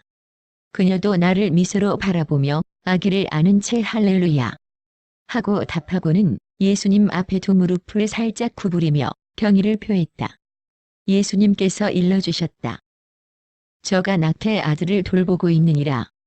세상에서 함께 지내던 여자들과 함께 아이들을 돌보고 있다. 내가 마리아에게 물었다. 마리아님, 천주교에서 당신께 마리아여 비르소서 이렇게 기도하고 있는데 거기에 대해 어떻게 생각하세요? 나로서는 도무지 생각지도 않았던 질문이었다. 상당히 심오한 질문을 하게끔 성령께서 인도하신 것이다. 마리아의 입으로부터 거기에 대한 답을 이끌어내고자 질문을 던지게 하신 것이다. 그녀는 좀 난처한 표정, 다시 말해 예수님께 죄송하다는 표정을 지었다. 나도 그래서 늘 나의 주님께 죄송한 마음이 있다. 저들이 잘못 알고 있으나 천국에 오게 되면 진실을 알게 될 것이다. 천국에 오게 되면 이 말은 모든 천주교인들이 천국에 오게 된다는 의미가 아니라고 성령께서 일러주셨다. 천주교인들 가운데 주님께 속한 자들만이 천국에 오게 될 것이다. 주님께서 마리아를 만나기 전에 지옥에서 구약의 한 왕을 보게 하시고 엄마를 만나게 하신 이유를 이제 알게 하셨다. 구약의 한 왕은 하나님을 섬긴다고 하면서 다른 한편으로는 우상을 겸하여 섬기다가 지옥에 이르게 된 것이다. 그처럼 하나님을 섬긴다고 하면서 마리아라는 사람을 겸하여 섬기는 것을 하나님께서는 우상을 겸하여 섬기는 죄를 범하는 것이라고 말씀하고 있는 것이다. 다시 말해서 그처럼 사람을 겸하여 섬기게 되면 천국이 아닌 지옥에 가게 됨을 경고하고 있는 것이다. 그리고 또 하나, 엄마가 내게 하셨던 말 너를 위하여 끊임없이 기도했단다. 이 말은 천국에 있는 우리 믿음의 성도들은 모두 세상에 남아있는 믿음의 가족들을 위해 끊임없이 기도한다는 것이다. 그것은 하나님께서 우리를 이 땅에서 묶어주실 때 주신 사명이기 때문이다. 그것을 모르고 살다가 천국에 이르러서 확연히 깨닫게 되면서부터 저절로 자발적으로 기도하게 되는 것이다. 비단 마리아뿐이 아니므로 마리아를 지목하여 마리아여 비르소서라고 부탁할 필요가 없다는 것이다. 천국에 있는 엄마에게 나는 한 번도 나를 위해 기도해달라고 부탁한 적이 없다. 그러나 엄마는 나를 위하여 끊임없이 기도했고 주님은 그 기도에 응답하셔서 나를 주님께로 이끄신 것이다. 그뿐 아니라 예수님께서는 마리아에게 기도 부탁을 하신 것이 아니라 24장로들에게 오히려 기도 부탁을 하셨었다. 그렇다면 천주교에서도 마리아에게뿐 아니라 24장로들에게도 이런저런 기도를 해달라고 부탁해야 하지 않을까? 그녀의 말이 떨어지자 예수님께서 그녀를 위로하듯 그 머리에 안수해 주셨다. 예수님께서는 그녀를 볼 때마다 안수해 주신다는 것을 알 수 있었다. 세상에서 예수님의 모친으로서 당했던 고난에 대한 주님의 위로와 더불어 현재까지도 본인의 뜻과는 상관이 없이 당하는 난처함에 대한 위로인 것이다. 안수하시는 모습을 보며 나도 모르게 내가 예수님의 다른 손을 내 머리에 얹으며 예수님 앞에 무릎 꿇고 말하는 것이었다. 저도 축복해 주세요. 그러자 예수님께서 흐뭇한 표정으로 내 머리에 손을 얹으시고 말씀하셨다. 너의 욕심이 나를 기쁘게 한다. 갑절의 축복을 받을지어다. 그 순간 축복의 안수를 받고 있던 내게 큰 기쁨이 넘치는 것이었다. 예수님께서 마리아에게 안수하시는 것은 예수님과 마리아의 격이 현격히 다름을 나타내시기 위함이다. 성모라는 호칭은 전국 어디에도 없으며 결코 그렇게 불러서도 안 됨을 말씀하고 계신 것이다. 뿐 아니라 나와 마리아가 함께 같은 레벨로 안수를 받도록 하셨다. 결국 마리아는 성모가 아닌 추앙의 대상이 아닌 나와 동급의 성도임을 말씀하고 있는 것이다. 그때였다. 나와 대화를 하고 있던 마리아 뒤편으로 테레사 수녀가 보였다. 세상에서 본 그녀의 얼굴에는 주름이 무지 많았었다고 기억된다. 그런데 천국에서 본 그녀의 얼굴에는 주름이 없는 화사한 표정이었다. 그녀의 머리에 아름다운 면류관이 씌워져 있었다. 그녀가 어린아이를 걸음마시키듯 허리를 구부리고 있다가 몸을 일으켜 나를 보며 말했다. 나도 세상에서는 잘못 알고 마리아에게 도구를 부탁하곤 했다. 그런데 내가 막상 천국에 와서 보니 그게 아니라는 사실을 깨닫게 되었다. 그녀의 말을 듣고 있는데 또 한 사람이 떠올랐다. 막달라 마리아. 그 여인이 갑자기 보고 싶어지는 것이었다. 예수님, 막달라 마리아는 어디 있나요? 예수님께서 왼편 건물을 바라보시며 말씀하셨다. 그도 아이들을 돌보고 있다. 그는 굶어 죽은 아이들을 돌보고 있단다. 천국에서는 성구분이 없음을 알 수 있었다. 남자든 여자든 우리 모두는 성구분이 없는 예수님의 신부일 뿐이다. 왼편으로 그녀의 모습이 보였다. 아이들을 돌보느라 우리 쪽에서 등을 돌리고 있던 그녀가 그 순간 나를 향해 얼굴을 돌리고 환히 웃으며 손을 흔들었다. 그녀는 약간 통통한 잘생긴 얼굴이었다. 그녀 곁에 무수한 아이들이 있었는데 그 아이들의 대부분이 소말리아 같은 빈민 국가에서 굶어 죽은 아이들이며 또한 북한 아이들이라는 것을 알 수 있었다. 그 아이들이 너무도 행복한 표정으로 그곳에서 지내고 있었다. 그들을 바라보면서 한없이 감사하고 행복한 마음이 넘쳐났다. 세상의 악한 어른들로 인해 고통당한 어린 영혼들을 주님께서 이처럼 거두어 주시는 것이다. 고마우신 주님, 감사합니다. 아이들을 보고 있자니 궁금증이 피어났다. 주님, 이 아이들은 언제까지 이곳에서 양육을 받게 되나요? 천국에서도 아이들이 세상에서처럼 성장하나요? 마리아가 대신 대답해 주었다. 아이들은 예수님 나이인 33세까지 이곳에서 성장하게 된단다. 그리고는 각자의 원하는 곳으로 가게 되지. 그때 왜 이런 생각을 주셨는지 모르는데 갑자기 맹의순 선생이 떠올랐다. 환상으로 본 그의 짧은 스포츠 머리가 기억나면서 한 가지 더 물었다. 천국에서 머리 손질은 어떻게 해요? 이발소가 있나요? 예수님을 위시한 그 자리에 모든 사람들이 웃음을 터뜨렸다. 그런 질문을 한 저를 많이 사랑스러워하는 것을 느낄 수 있었다. 마치 우리나라에 온 지 얼마 되지 않아 매사에 서툴고 호기심 많은 외국인을 대하는 듯한 호감으로 절 대하고 있는 것이다. 예수님 또한 저를 사랑스럽다는 듯 보시며 말씀해 주셨다. 천국에도 이발소가 있단다. 하지만 그것은 세상에서 막 죽어서 천국으로 오는 사람들에게 당황함을 주지 않기 위해 만들어둔 것일 뿐이다. 천국에 오게 되면 머리 깎을 필요도 없고 미용실에 갈 필요도 없다는 것이다. 다만 천국에 익숙해지기 전까지 당황할 이들을 위해 준비해 두신 주님의 자상하신 배려라는 것이다. 천주교의 오류2. 주님께서 천주교 안에 있는 많은 영혼들을 얼마나 사랑하시며 구원하시고 시포하시는지를 잘 알 수 있는 사건이 오늘 생겼다. 입에서 저절로 기도가 강하게 나오면서 온몸에 진동이 일어났다. 그것이 이전에 천국을 데려가실 때와 같은 증상임을 알게 됨과 동시에 주님께서 나를 천국에 데려가셨다. 예수님께서 세마포를 입으신 모습으로 나를 반기셨다. 예수님의 왼손으로 내 오른손을 잡고 두어 발자국 걸으시다가 나를 예수님의 왼팔에 안아 올리신 채로 오랜만에 보는 하얗고 큰 건물 안의 성전으로 계단을 걸어 올라가셨다. 입구에 들어서자마자 있던 큰 방으로 데려가시어 드레스와 왕관을 입히셨다. 성전 보좌가 있는 쪽 가까이에 나는 무릎 꿇었고 예수님은 서신 모습으로 오른손으로 축복하시듯 가만히 나의 머리에 손을 얹으셔서 안수하셨다. 예수님, 오늘 무엇을 알려주시려고 저를 이렇게 또 데려오셨나요? 예수님께서 저의 어깨를 감싸 안고 걸으시며 말씀하셨다. 내가 지금부터 천주교의 오류에 대하여 써야 할 것이 아니냐. 그러므로 내가 말한 대로 너에게 감동을 주어 알려주기 위하여 널 데려온 것이니라. 예수님, 마더 테레사에 관한 기사에 대해 말씀해 주세요. 직접 물어보려무나. 가서 보도록 하자.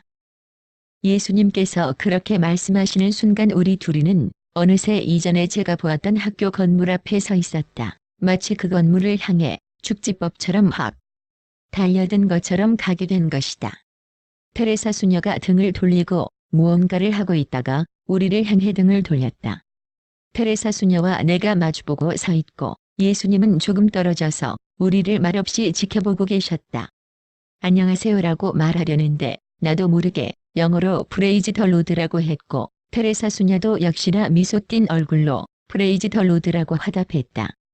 여전히 얼굴에는 주름이 없는 환한 얼굴이었는데 분홍빛처럼 보이는 얼굴이었다. 오늘은 면류관이 아닌 세상에서 쓰던 대로 수녀 모자 같은 머리띠를 두르고 있었다. 천국에서는 각자 자기 편한 대로 살기 때문에 베드로가 귀찮아서 면류관을 안 쓰고 다니듯이 테레사 수녀도 자신이 세상에서 쓰던 수녀복을 즐겨 입는 것을 알 수 있었다. 그러고 보니 한복을 즐겨 입던 저의 엄마도 늘 한복 차림이었다.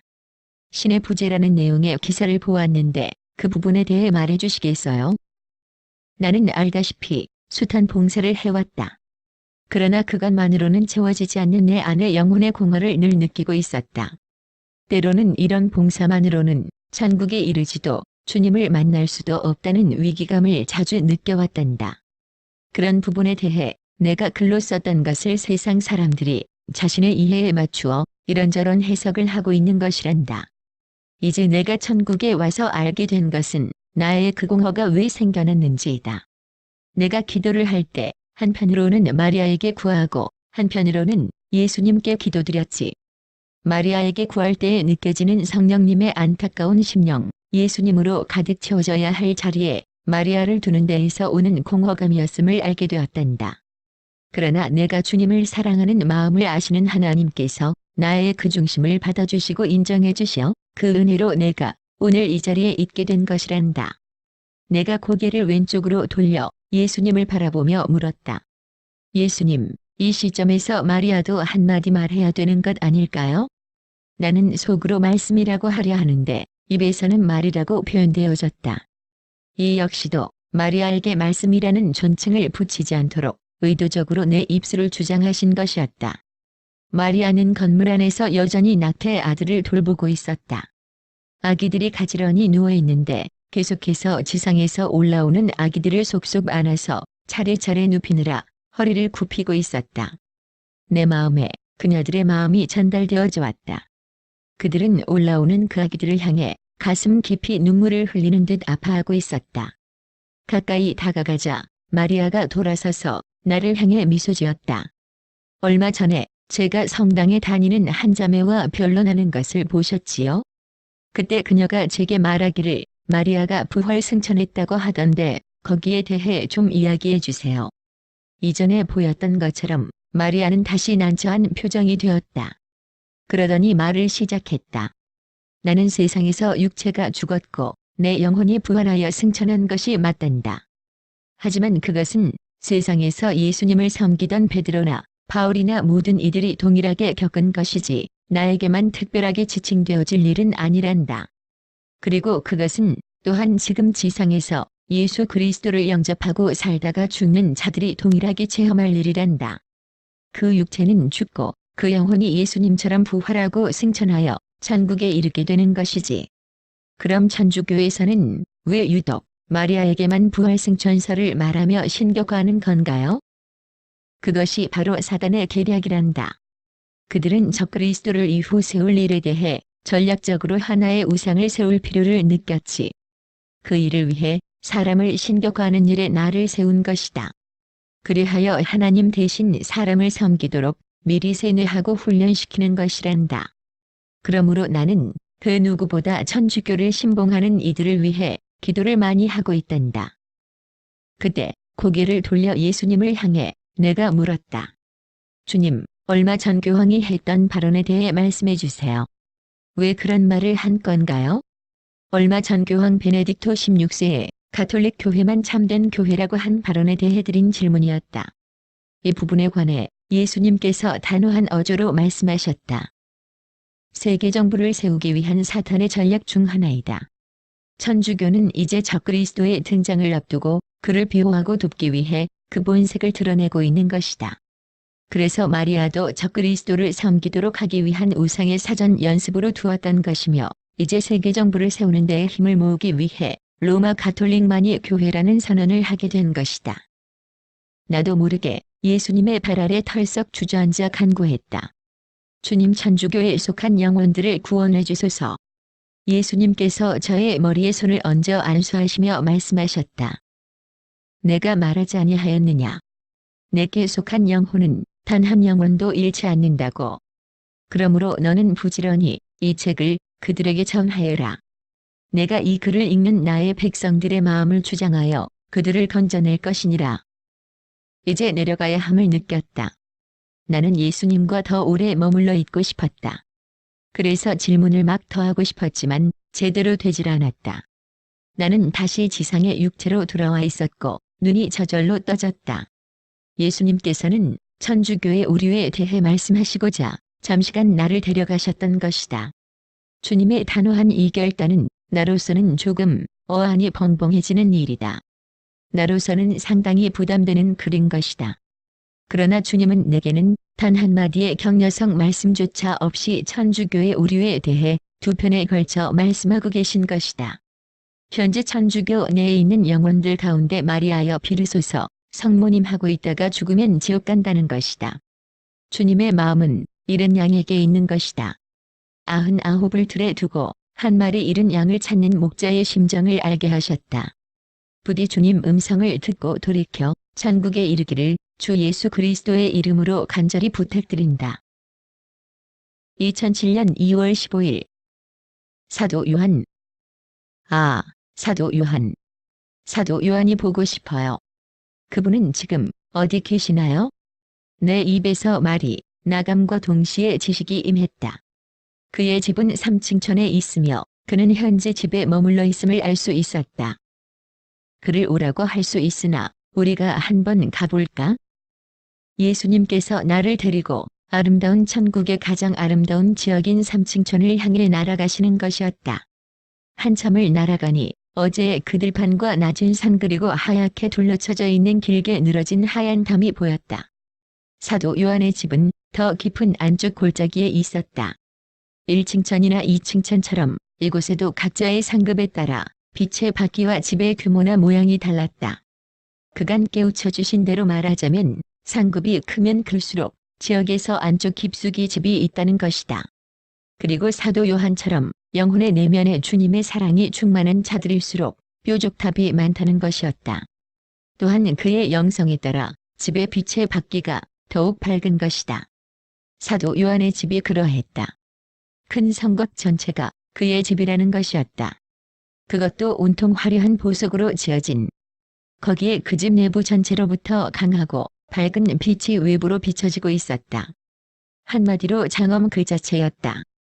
내가 너무도 엄청난 장엄함에 어찌할 바를 모르고 있었더니 예수님께서 곁에서 말씀하셨다. 그의 맑고 깊은 영성으로 인해 나오는 빛이다. 그곳에 들어가고 싶다고 주님께 조르지 않았다.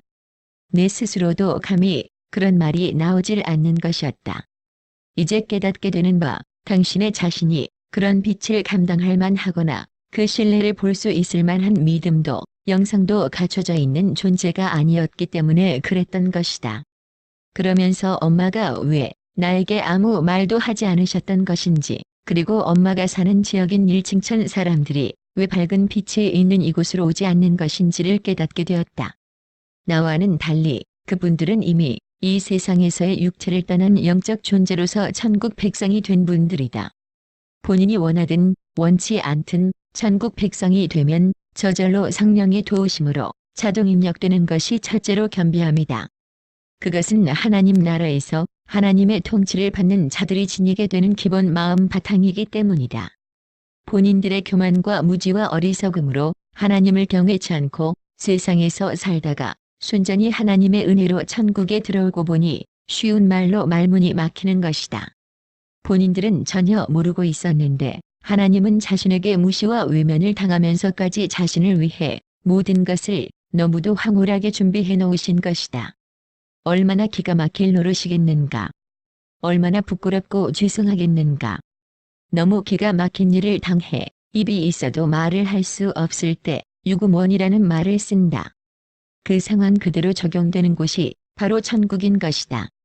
본인들의 세상에서의 삶이 부끄럽고 죄송한 마음, 다시 말해 천국 백성의 겸비함으로 말을 하지 않게 되는 것이다. 또한 전혀 하나님에 대한 지식을 세상에서 쌓은 적이 없으니 그 영성의 빛에 받기가 환하지 않은 것은 당연한 이치이다. 영화에서 보면 미천한 백성이 왕 앞에 머리를 조아린 채 감히 고개를 들지도 못하거나 왕이 있는 자리에 들어오지도 못하는 장면들을 보게 된다. 그와 비슷한 이치라고 보면 된다. 그래서 스스로 빛이 환한 곳에 오지 않는 것도 천국 백성이 지닌 겸비함으로 인한 것이다. 자신의 행한 상급과 행실에 따라 영원한 등급을 가지고 살게 되는 곳이 바로 천국이다. 그것이 또한 행한 대로 갚아주시는 하나님의 공의인 것이다. 예수님께서 나와 함께 사도 요한의 집을 향해 멀찍이 마주선 상태에서 나지막하게 그를 부르셨다. 요한아. 천국은 이처럼 나지막하게 불러도 다 들리나 보다. 그러자 사도 요한이 버선발로 나오듯 달려나와 예수님 발 앞에 경외심과 사랑에 겨워 무릎을 꿇는 것이었다. 그리고는 예수님의 손에 입을 맞추고 엎드려 발에 입을 맞추며 예수님을 영접했다. 여태까지 만났던 성경인물 가운데 누구도 이처럼 예수님을 향한 사랑을 뜨겁게 표현한 분은 단 한 명도 없었다. 그런데 사도 요한은 아주 적극적이었다. 사랑이란 표현되어져야 하는 것임을 깨달았다. 예수님께서도 우리를 향한 사랑을 이처럼 적극적으로 표현하셔서 그 아픈 십자가에 죽으셨던 것이다. 사도 요한을 통해 나는 또 다른 사랑의 모습을 배우고 있었다. 그 사랑을 깨달았던 사도 요한은 요한복음과 요한서신에서 계속 그 사랑을 말씀하고 있는 것이다. 사도 요한이 예수님 곁에 서 있던 나에게도 다가와 허리를 숙여 손등에 입을 맞추었다. 나에게는 마치 꼬마 숙녀에게 어른이 입을 맞추는 듯한 사랑스러움이 담뿍 배인 태도로 그리하는 것이었다. 인자하고 환한 발덩이 같이 생긴 사도 요한에게 나는 하염없는 존경심으로 그 앞에 무릎을 꿇고 싶은 마음이 가득했다. 하지만 희한하게도 저절로 그에게 스르르 다가가서는 그의 심장 부분에 내 귀를 갖다 대며 안기는 것이었다. 그 순간 그 모습이 바로 사도 요한이 지상에서 예수님께 표현했던 그 사랑의 모습인 것을 알았다. 사도 요한이 나를 안고 나의 이름을 불렀다. 소리야. 헉. 소리라고? 소리는 인터넷 블로그에 쓰는 내 닉네임인데. 내가 놀라서 예수님을 바라보자 예수님께서 미소 띄신 채 긍정의 표현으로 고개를 끄덕이셨다. 그는 사랑이 많은 자이다. 나를 사랑하는 마음이 크므로 내 마음을 그도 이미 알고 그가 그 입으로 내 말을 한 것이니라. 내가 너에게 소리라고 할 마음을 준 것을 다시금 확인시켜주는 것이다. 너의 이름을 세상에서 사는 동안에 소리라고 하라. 너는 내 말을 전할 소리니라. 세상에 사는 동안에 내 이름이 박소리가 되는 순간이었다. 사도 요한이 주님의 마음을 미리 알아 내 이름을 먼저 부른 일을 통해 알게 된 것이 있다. 우리가 주님을 뜨겁게 사랑하고 주님과 내가 하나가 되게 되면 우리 또한 사도 요한처럼 주님의 말씀이 내 입에서 태연되어 나오게 된다는 것이다. 굳이 어떤 은사에 의해서 되어지는 것이 아니라 주님을 뜨겁게 사랑하고 주님과 내가 하나 되면 은사는 저절로 나타나지는 것이다. 예수님도 그러셨고 사도 요한도 그러한 것이다. 계시록을 기록할 때 반모섬에 계셨죠? 나는 계시록을 읽을 때 끝부분에 있는 천국 이야기는 너무 기쁜데 중간에 있는 환난 부분은 참 많이 두려워요. 나도 처음 그것을 보았을 때 심히 두렵고 떨림이 있었단다. 성령 받은 사람들도 환난을 당하나요? 주님을 사랑하는 자 그리고 주님이 사랑하시는 자는 환난을 겪더라도 아주 가볍게 겪을 것이며 그리고 7년 환난에는 들어가지 않을 것이다. 주님께서 7년 환난 직전에 그들 각자를 동시에 부를 것이다. 그러면 그들이 이 땅에서의 마지막 최종적인 신부로서의 단장을 하게 될 것이다. 그리고 주님께서 주시는 사랑으로 마지막 복음을 전하게 될 것이다. 그 이후 주님께서 부르실 때 동시에 구름으로 들려 올라오게 될 것이다. 그러면 환난에 남는 자들은 어떤 자들인가요? 성령 받은 사람도 환난에 남는 자들이 있나요? 주님께서 허락하셔서 환난에 남은 자들을 도울 사명자들이 있다. 그들은 환난 중에 남게 된다. 소수의 몇 명이 남아서 환난 중에 남은 자들을 돕게 될 것이다. 어떤 사람들이 환난에 남게 되나요? 주님의 음성을 듣고도 농담으로 여긴 자들, 주님의 음성을 듣고도 가벼이 여긴 자들, 주님의 음성을 듣고도 믿지 않은 자들이다. 그들이 심하고 혹독하며 깊은 고통을 당하게 될 것이다. 2007년 2월 18일 오후 환난 중의 순교자 지체들과 천국에서 있었던 일들을 이야기한 후 새로운 대화를 나누고 있었다. 그런데 다시 나에게 큰 진동이 오기 시작했다. 감당이 안 될 정도로 계속 오더니 그만 다시 몸에 힘이 빠지면서 주님께서 나를 다시 천국으로 이끌어 가셨다. 천국에 이르러 예수님께서 나를 데리고 하늘을 날아다니셨다. 너무 기분이 좋아 아이처럼 까르륵대며 막 웃었다. 내 웃음소리가 지상에 있는 분들께도 들렸다고 한다. 그러다가 예수님께서 말씀하셨다. 내가 뭐 하나 보여줄 게 있단다. 지옥으로 가자. 아, 나 거기 가기 싫은데. 안 가고 싶다는 표정을 지으며 어리광처럼 말했다. 그러자 예수님께서 나란히 날아가던 모습에서 갑자기 나와 마주 보시는 것이었다. 마치 비행기에서 두 사람이 동시 낙하를 할 때 서로 마주 잡고 평평하게 드는 것처럼 그렇게 마주 잡은 상태에서 예수님께서 왜 내가 있잖아 하시는데 예수님의 엉덩이를 좌우로 실룩실룩 거리셨다. 여러 번을 계속 그러셨다. 그 모습이 너무 웃겨서 나는 아주 많이 웃었다. 예수님은 그런 분이시다. 결코 우리가 생각하는 것처럼 엄하기만 하신 분이 아니시다. 예수님께서 이 땅에 오셨을 때 바리새인들은 예수님께서 죄인들과 먹고 마신다고 비웃고 조롱했다. 예수님은 즐거운 분이시다. 예수님은 아름답고 맑고 경쾌하고 웃기를 잘하시며 유머가 풍부한 분이시다. 장난치기도 좋아하시고 재치가 넘치는 분이시다. 아름다우신 예수님. 나를 한참 웃게 하신 예수님께서 재빨리 자가자 하시더니 나를 데리고 지옥으로 가셨다. 지옥에 다다르자 예수님께서 말씀하셨다. 마지막 때에 이 땅에 남은 자들이 받을 형벌 하나를 보여주리라. 그 순간 내 눈앞에 하나의 광경이 보였다. 사람들이 온 몸을 고통스러운 표정을 여기저기 벅벅 긁고 있었다. 그 사람들에게 새카만 벌레들이 여기저기 많이 달라붙어 있었다. 그 벌레들이 사람들에게 달라붙어서 따갑게 콕콕 무는 것이었다. 그러면 그게 가려워서 사람들이 긁는데 그 긁은 것이 뾰루지처럼 되어서 불긋불긋해지고 그 다음에는 점점 퉁퉁 부어서 얼굴이 온통 하얀 공복방처럼 되는 것이었다. 주님, 그러면 주님께서 택한 자들도 이 땅에 남은 자들은 저런 형벌을 받게 되나요? 신부로 단장하지 못한 자들은 모두 이 땅에 남아 저 환난을 겪게 될 것이다. 그러나 그 환난을 겪어낼 수 있도록 내가 그들의 믿음을 굳게 해줄 것이다. 그리하여 그들이 내가 굳게 해준 믿음으로 환난을 통과할 수 있게 되는 것이다. 그러면 주님께서 택한 자들 이외의 사람들은 모두 지옥에 가게 되는 건가요? 너는 어떻게 생각하느냐? 내가 그들을 어찌할 것 같으냐? 저는 주님께서 택하지 않은 자들도 주님께서 구원해 주실 것이라고 믿어요. 예수님께서 나를 흐뭇하게 보시면서 말씀하셨다. 나는 사랑과 자비가 많은 자라. 내가 택하지 않은 자들 가운데에서도 나의 음성을 듣고 나를 사모하는 자들에게는 내가 구원의 은총을 베풀리라. 그 설명으로 마태복음 22장 혼인잔치 비유를 떠올려 주셨다. 임금님의 초청을 받은 사람들이 가관도 아니다. 혼인잔치에 오라고 하니 오기를 싫어했다.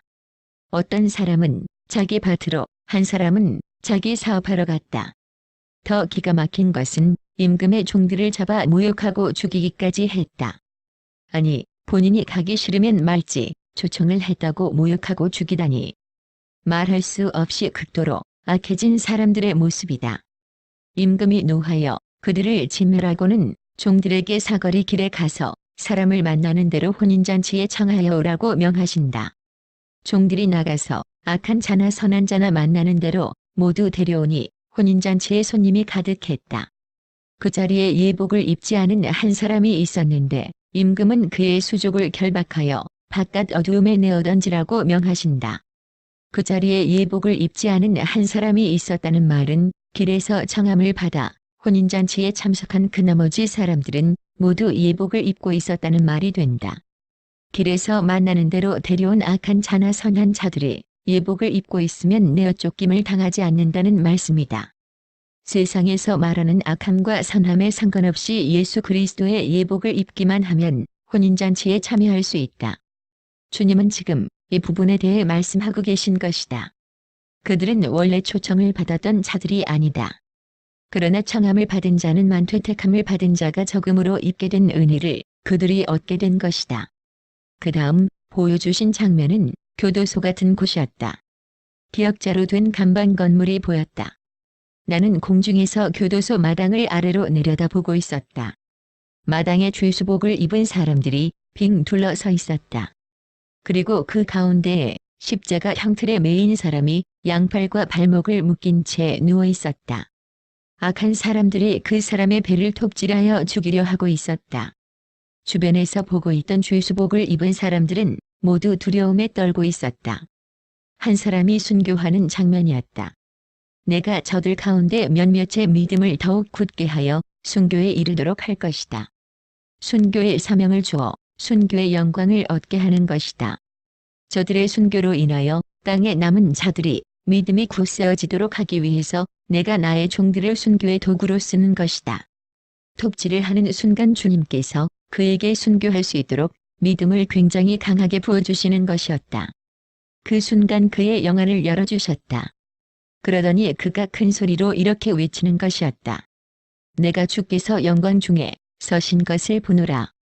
주께서 보좌 곁에 서셔서 나를 기다리고 계십니다. 이 땅에 남은 자들이여, 우리를 구원하시려고 기다리시는 주를 바라보라. 할렐루야. 그리고는 큰 기쁨 가운데 찬양하며 죽는 것이었다. 그의 죽음 곁에는 황금 수레가 와서 이미 대기하고 있었다. 그리고 죽음의 사자들은 십자가 형틀 저만치 아래에 팔짱을 끼고 발을 꼬고 앉아서 자기는 할 일이 없다는 듯 보고만 있었습니다.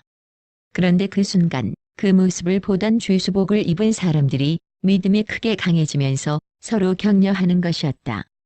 바로 이 일을 위하여 주님께서 예비하신 숱한 순교자들을 순교하도록 인도하시는 것이다. 물론 그들은 그들이 순교의 자리에서 본 것처럼 영광과 존귀의 자리에 이르는 상급을 얻게 될 것이다. 저들은 왜 감옥 안에 있는 건가요? 저들은 이마의 표를 받기 거부했기 때문에 감옥에 있게 된 것이다. 믿는 자들이 이마에 표 받기를 거부한 것이다. 그것이 666이라는 건가요? 거기에 대해서는 답변치 않으시고 이렇게 말씀하셨다. 저들의 이마에 아주 미세한 컴퓨터 칩이 박히게 된다. 이마에 쏘기만 해도 찍히게 된다. 이 표를 받지 않은 자들은 먹고 입고 마시는 것에 곤란을 겪게 된다. 그런데 나의 택한 자들은 그 사실을 미리 알고 있었기 때문에 그 표를 받기 거부하고 안 받게 되는 것이다. 그럼으로써 그들은 먹고 입고 마시는 것에 시련을 겪게 되는 것이다. 환상 하나를 보여주셨다. 사람들의 이마에 표를 받는 장면이었다. 계산대에서 바코드로 스캔하는 기계처럼 생겼는데 그것보다 크기가 작았다. 그 기계로 누군가의 이마에 표를 찍었으나 겉으로는 아무런 표시가 나질 않았다. 그리고 조금 후학한 사람들이 표 받지 않은 자들을 색출하기 시작했다. 표 받기를 거부한 사람들은 그들을 피해 산으로 들로 도망하고 어떤 사람들은 체포되어 감옥으로 끌려가는 것이었다. 그러나 내가 나의 택한 자녀들은 단 한 명도 악의 세력에게 빼앗기지 아니하느니라. 그 순간 예수님 앞에 무릎을 꿇고 이렇게 찬양드렸다. 주의 인자와 자비가 무궁하시나이다. 세세 무궁토록 영광 받으소서. 2007년 2월 21일 하늘을 나른 지 얼마 안 되어 곧 천국 3층천에 하얗고 야트막하며 길다란 담들이 보였다. 그리고 사도 요한의 성같이 멋진 집도 보였다. 나의 새 집은 왼쪽 위로 안쪽쯤에 있었다. 건축중이 아니라 원래 다 지어진 집인데 나의 집으로 새롭게 단장, 다시 말해 리모델링하는 것임을 알 수 있었다. 지붕 왼쪽 끝에 사도 요한 집에서 본 뾰족탑이 달린 3층 정도 되어 보이는 집이었다. 이 집은 원래 누군가의 집이었는데 그 누군가가 그 집의 소유를 포기한 것임을 지식으로 알았다. 주님을 거부함으로써 그 집이 나에게 오게 된 것이다. 청함을 받은 자는 많으나 택함을 받은 자는 적도다라는 말씀처럼 자녀로 왕비로 종으로 택함을 받았으나 본인이 그 자리를 거부하게 되면 그 모든 은택을 잃는 아픈 결과에 처할 수 있다는 것이다. 마태복음 25장에 5달란트나 2달란트 받은 자들이 무슨 큰 일을 해내어서 주님께 칭찬받은 것이 아니다. 적은 일에 충성하였음에 많은 것을 맡기신다고 말씀하셨다. 주님은 여러 가지 일을 많이 했는지를 보시는 분이 아니시다. 주님께서 맡기신 그 한 가지 일을 열심히 했는지를 보시는 분이시다. 그리고는 큰 상을 주시는 분이신 것이다. 예수님께서 나에게 그 새 집을 보여주시면서 내 기분을 한껏 되살려 주셨다. 주님과 내가 그런 모습으로 하늘을 날면서 공중쇼를 했다. 이리저리 돌면서 보니 아래로 엄마가 사시는 지역이 보였다. 그 곁에 천국담이 있는 것이 보였다. 그런데 그 근방에 이상한 광경을 목격했다. 천국담에 붙은 문, 즉 천국문 바로 바깥에 서 있는 한 무리의 사람들을 보게 된 것이다. 그 초라함과 초췌함과 창백함이라니 마치 빈민구제소 앞에 줄 서 있는 후줄근한 사람들처럼 보였다. 그들의 옷은 모시삼배 같은 누런 옷들을 입고 있었다. 내 안에 굉장한 궁금증이 일었다. 예수님과 내가 하늘 위에서 그들을 내려다보는 상황이었다. 예수님, 저들은 누구인데 저기 서 있나요? 성령은 받았으나 일하지 않은 자들이다. 그리고 은사는 받았으나 땅 속에 묻어둔 자들이다.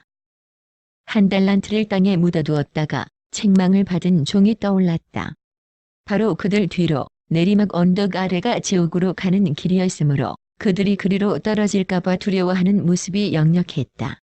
그래서 그처럼 천국문에 바짝 붙어 서 있는 것이었다. 그들은 천국 심사 기준에 미치지 못하여 하나님의 심판을 기다리며 울고 선 자들인 것이다. 세상에 있을 때 열심히 일할 걸걸 하며 슬피 울며 이를 갈고 있는 것이었다. 하나님께서는 사랑이심으로 어떤 것에도 오냐 하실 것 같지만 그런 분이 아니심을 깨닫게 된다. 주님은 감정을 지니신 인격체이심으로 주님을 위해서 일하지 않고 게을렀던 자들에 대해 측은한 마음을 가지시는 것이 아니라 진노하신다는 것을 알 수 있었다. 그들의 소행은 사람을 창조하신 목적에 어긋나는 것이기 때문이다. 특히나 모르고 짓는 죄보다 알면서 짓는 죄에 대해서는 매우 엄격하신 분이신 것이다. 예수님께서 말씀하셨다. 내가 나의 교회를 높이 세우리라. 내가 세계 곳곳에서 나의 성도를 모으리라. 그때 예수님께서 일어나시는데 무지무지 굉장히 커지셨다. 두 팔을 십자가 모양으로 펼치고 서 계셨다. 나는 예수님이 너무 커져서 고개를 들어 쳐다보지 못할 정도였다. 그리고 언제 준비되었는지 예수님의 좌우편에서 날개 달린 천사들이 그림에서 보듯이 긴 나팔을 불었다. 좌우로 도열해서 나팔을 부는 것이었다. 그리고 또 곁을 보니 또 다른 천사들이 어느새 무장을 하고 도열에 서 있었다. 허리에 띠를 두르고 단단히 무장한 것을 보았다. 시간이 얼마 남지 않았고 상당히 급박하다는 것을 알 수 있었다. 그리고 그들이 다 같이 찬양을 하는 것이었다. 주님 오시리, 구름 타고 오시리. 주님 오시리, 속히 오시리. 아멘 아멘 할렐루야. 2007년 2월 21일 지옥편. 천사들의 찬양이 끝나자 주님께서 곧장 나를 데리고 지옥으로 가셨다. 맨 처음에 보여주신 것은 섹스에 몰입한 자들을 다루는 곳이었다. 커다란 원통 안에 사람들이 발과 벗긴 채 엎어져서 포개져 아우성치고 있었다. 말할 수 없이 많은 수의 사람들이 그 안을 가득 메우고 끝없는 비명을 지르고 있었다. 그 원통에 맞는 사이즈에 호떡 누르는 것 같은 두꺼운 검은 쇠로 된 원판이 위에서 내려지고 있었다. 그 원판 중앙에는 쇠봉이 있어서 오르락 내리락 하며 작동 중이었다. 그 무쇠 원판이 사람들을 떡치듯 내려지고 있었다. 처음에는 천천히 그리고 나중에는 굉장히 빠른 속도로 내려지는데 그때마다 사람들의 살이 좌우사방으로 터져나가는 것이었다. 그러면 사람들이 비명을 질러댔다. 그 터진 살들이 도로 제자리로 와서 사람에게 달라붙고 또 내려지면 살이 터져나가고 그러면 다시 또 내려지고 하는 반복적인 쿵쿵거림이 온 공간을 메우고 있었다. 사람들의 비명과 내려지는 소리. 두 번째로 보여주신 것은 남자 동성애자였다. 벌거벗은 남자의 항문에 굵은 쇠막대가 꽂혀 있었다. 그 쇠막대는 아주 길어서 그 남자의 입으로 튀어나와 있었다. 휘어지는 쇠막대인 듯 했다. 그 남자는 놀랍게도 허공에 매달린 채 그 고문을 당하고 있었는데 고통스러워서 어쩔 줄 모르고 있었다. 아래 서서 바라보는 마귀들은 창을 들고 서서 서로 킬킬대고 웃으며 그 남자를 비웃고 있었다. 마귀 하나가 창을 들고 와서 그 남자의 성기를 사정없이 잘랐다.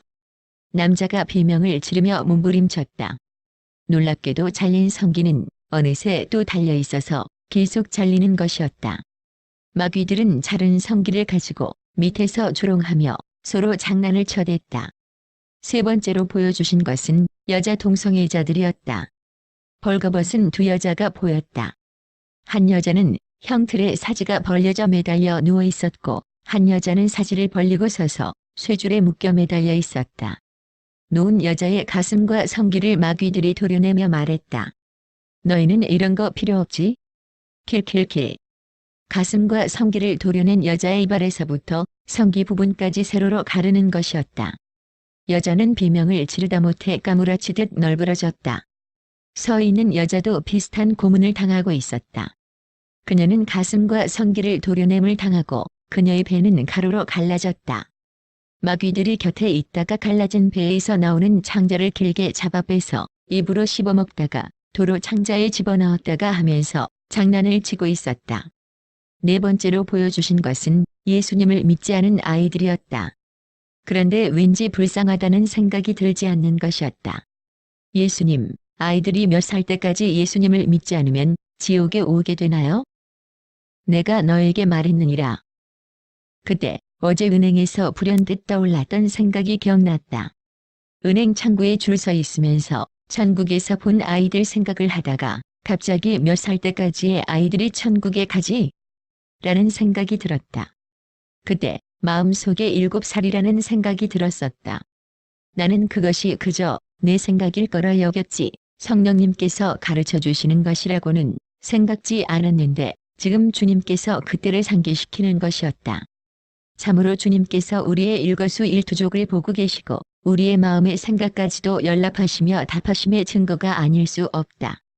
7살 이전의 아이들은 예수님을 믿고 안 믿고에 상관없이 천국에 간다고 주님께서 말씀하셨다.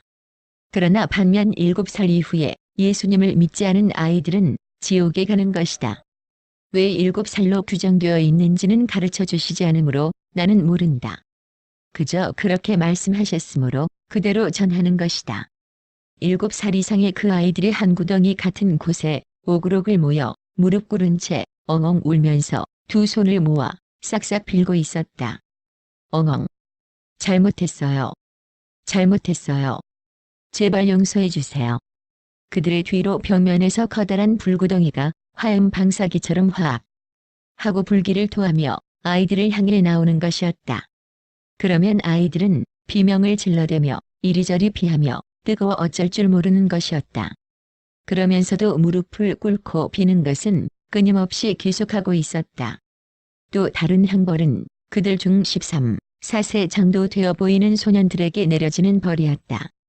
그 아이들의 머리 부분, 귀 위로 골리는 부분의 머리를 쇠톱 같은 것이 나와 가로로 자르는 것이었다. 그러면 비명을 지르며 또 잘못했다고 울며 빌었다. 잘려서 사라졌던 머리가 다시 제자리로 와서 붙고 또 잘라지고 하며 계속 반복하여 같은 형벌을 받고 있었다. 좀 더 나이 든 아이들에게는 이 같은 이중 형벌이 주어지는 것이었다. 다섯 번째로 보여주신 것은 돈을 사랑하여 하첨하는 혀를 가진 사람들이었다. 그 사람들은 세상에서 돈 때문에 예수님을 부인하고 돈 때문에 예수님 사랑하는 것을 감춘 자들이라고 하셨다. 저들의 혀가 길게 잡아 뽑혀 있었다. 상당히 불편한 자세로 고개가 앞으로 숙여져 있는데 앉은 모습에서 앞으로 목을 쭉 빼고 고개를 내밀고 있는 듯한 자세였다. 그런 자세로 길게 뽑혀진 혀가 대장장이가 쇠를 치는 듯한 판 위에 놓여져 있었고 그 혀에 쇠꼬챙이를 길게 꽂은 채 계속 망치질을 해대는 것이었다. 그들은 소리도 못 지르고 눈물만 뜨겁게 흘리고 있었다. 여섯 번째로 보여주신 것은 한때의 사람들이었다. 그런 고문을 당하는 사람들 주위로 지옥 가상자리 쪽에서 한 줄로 서서 걸어가고 있었다. 해골 표본들이 줄지어 걸어가는 형상이었다. 자세는 앞으로 손을 길게 내려뜨리고 고개를 쭉 빼고 다리는 조금 구부러진 채 힘없는 모습으로 하염없이 돌며 걷는 것이었다. 저들은 어떤 사람들인데 저러고 있나요? 일하기를 싫어하는 좀비족 같은 사람들이다. 우리가 너희와 함께 있을 때에도 너희에게 명하기를 누구든지 일하기 싫어하거든 먹지도 말게 하라 하였더니 데살로니가 후서 3장 10절. 2007년 2월 21일 종결편. 내 앞에 한 사람이 나타났다. 애굽의 국무총리 요셉이었다. 야곱의 아들 요셉이 채색 옷을 입고 17세 소년의 모습으로 왼손에 부채 같은 것을 들고 부채질하듯 흔들며 빙글빙글 웃으면서 나를 바라보고 있었다. 오른손으로는 안녕 하고 인사하듯이 반가이 손을 흔들고 있었다. 마치 그들의 발 아래 요즘 공항에서 흔히 볼 수 있는 평평한 에스컬레이터가 깔려있는 듯 사람들이 한 명 두 명 스르륵 연달아 지나가고 있었다. 내가 그간 만났었던 사람들이었다. 아브라함, 베드로, 다윗, 바울, 누가 등등등. 그러다가 어떤 분이 보였다. 아, 왜 여태 그분이 보고 싶다는 생각이 들지 않았을까? 에스더 왕비였다. 너무도 반가움에 한 손을 내밀어 그 앞으로 달려가려 했으나 허락되지 않았음인지 마음뿐이었다. 에스더 왕비가 왕비복을 입고 마치 여왕 태관식 때 같은 백설의 가운 같은 것을 걸치고 손에는 봉을 들고 아름다운 얼굴로 아름다운 미소를 지으며 나를 바라보고 손을 흔들어 주었다.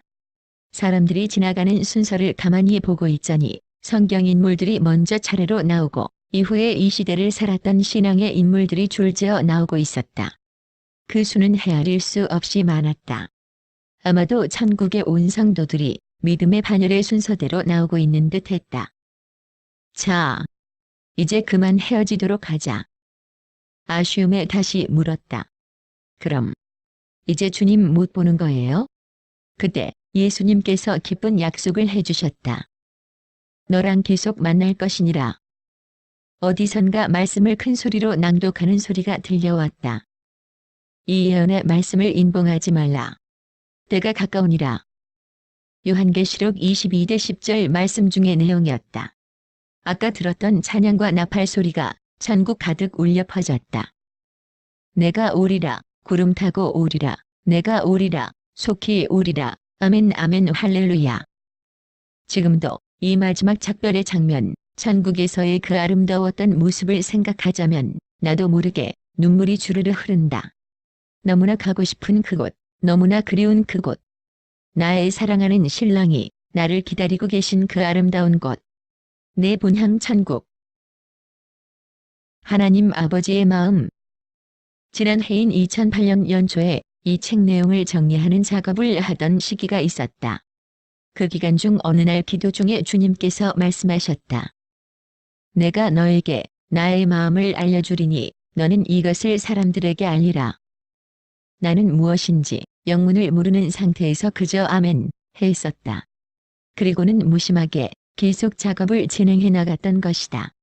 그러다가 13번째 데려가심 가운데 사도 요한과 만나기 직전에 상급집에서 나를 침대에 누이시고는 예수님께서 나에게 성경을 읽어주시는 대목을 읽고 있었다. 그때까지도 내게 늘 풀리지 않던 의문이 한 가지 있었는데 바로 예수님께서 내게 을 읽어주신 대목이었다. 주님께서는 어느 것 하나도 그저 하시는 일이 없으신 분인 것을 그간의 천국 기행을 통해 익히 알고 있는 터였다. 그런데 도무지 그 대목은 알 수가 없었다. 왜 하고 많은 성경의 사건 가운데 그것을 읽어주신 것인지. 하나님의 명령대로 모세가 홍해를 향하여 지팡이를 내어 밀었다. 그때 하나님께서는 밤새워 동풍을 불게 하셔서 바닷길을 내셨고 그리로 이스라엘 백성이 모두 무사히 지나가게 하셨다. 모세가 바다 위로 손을 내밀매 여호와께서 큰 동풍이 밤새도록 바닷물을 물러가게 하시니 물이 갈라져 바다가 마른 땅이 된지라. 출애굽기 14장 21절. 그것은 바로 동풍으로 이스라엘 백성을 구하시겠다는 주님의 의도를 밝히신 것이었음을 알게 하셨다. 그것을 나의 어리고 아둔하며 이기적임으로 인해 감추어 두셨다가 이제야 눈을 열어 보이신 것이었다. 그 동풍이란 동쪽에서 부는 성령의 바람이다. 동쪽에서 부는 성령의 바람으로 한국을 쓰시려 하는 것이 하나님 아버지의 계획이다. 그리고 한국뿐이 아닌 한국, 중국, 일본 이 세 나라가 바로 동풍이 되어 이스라엘을 향하여 불어가게 될 것이라는 것이다. 그래서 주님께서 내게 중국 군대가 이스라엘과 전투하는 장면을 보여주셨던 것이다. 주님은 다윗의 후손인 이스라엘 백성들이 그처럼 천국에 와서 하나님을 마음껏 찬양하는 모습을 보고 싶으신 것이다. 주님의 마음은 온통 이스라엘에 가 계십니다. 그래서 내게도 이스라엘 춤을 추게 하셨던 것이다. 그리고는 기도 중에 환상으로 통곡의 벽을 보여주셨다. 그 벽을 향해 몸을 흔들며 기도하고 있는 유대인들의 모습을 보여주셨다. 그런 그들의 모습을 바라보며 그들과는 또 다른 아픔의 눈물을 지금도 흘리고 계시는 예수님의 통곡으로 한참토록 울게 하셨다. 주님은 이스라엘 백성을 향한 끝없는 사랑과 아픔을 가지고 지난 2000여 년간 그들의 회복을 기다려오신 것이다.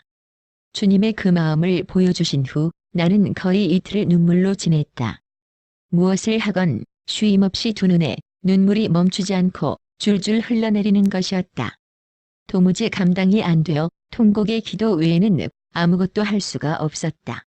그 눈물은 자식의 잘못으로 매질은 하되 그 자식을 향한 사랑은 변함이 없이 오히려 그 자식이 당하는 아픔과 고통을 함께 아파하고 눈물을 흘려오신 하나님 아버지의 눈물이셨다. 예수님께서 예루살렘아, 예루살렘아 하시며 눈물로 통곡하셨던 이유를 이제야 가슴 저리도록 느껴지게 하시면서 얼마나 울었는지. 사도 요한 집 앞에 작은 연못이 하나 있다.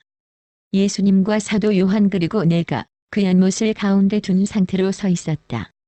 사도 요한이 자기 집으로 들어가서 지도를 하나 가지고 나왔다.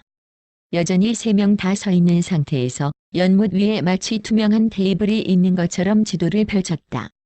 구글에서 볼 수 있는 것처럼 울퉁불퉁한 지형이 입체감 있게 살아있는 세계지도였다. 거기에는 국가 표시도 경계선도 없었다. 다시 말해서 인공위성에서 내려다보는 지구의 모양을 벽면으로 펼려놓은 것 같은 모습이었다. 하나님께서 온 세상을 통치하고 계시며 또한 하나님 눈에는 나라의 구분이 없는 육지일 뿐임을 여실히 알게 해주는 지도였다. 그것을 들여다보고 있는데 예수님께서 말씀하셨다.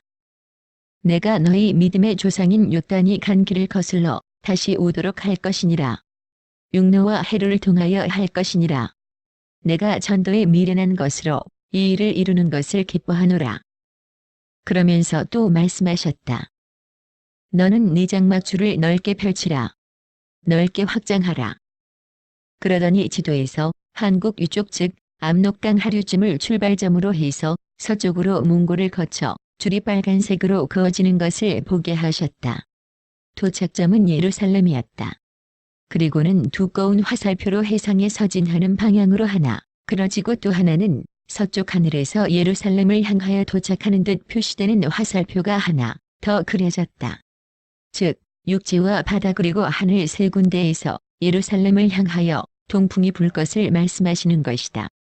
그것을 보고 나서 다시 지상으로 돌려보내졌다. 이들은 다 6단의 아들이며 그들이 거주하는 곳은 메사에서부터 스발로 가는 길의 동쪽 산이었더라. 창세기 10장 29절에서 30절. 나에게 말씀하신 동풍이 이미 오래전부터 백투저우설럼이라는 이름으로 기독교 내에서 진행되어 온 운동과 일맥상통한 것이라는 것도 알았다. 나는 주님의 은혜로 그 후발대열이 맨 뒤에 서게 된 것이다. 지금이라도 깨닫게 하시고 참여케 하시니 감사한 일이다. 나는 예전에 백투 예루살렘이라는 말은 들었지만 거기에 대해 정말 무관심했었다. 그냥 그런가 보다 했던 것이다.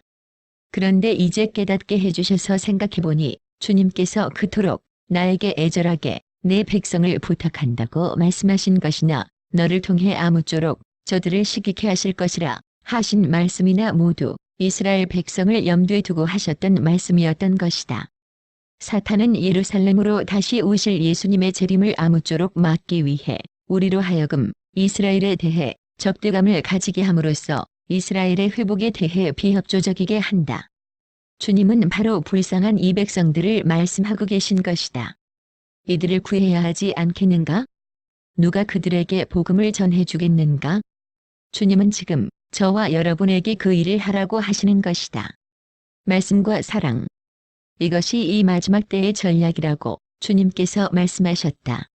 그러므로 우리도 사단의 전략을 능히 대응할 수 있는 하늘의 전략인 이 두 가지를 내게 충만히 채워주시기를 주님께 구하여 곳곳에서 싸워 승리하며 헤쳐나아가야 하는 것이다. 최후의 고지인 예루살렘을 향하여 제자들 앞에서 다시 오시겠다고 하시며 승천하셨던 감람산으로 예수님은 가실 때의 모습처럼 다시 오실 것이라고 하셨다.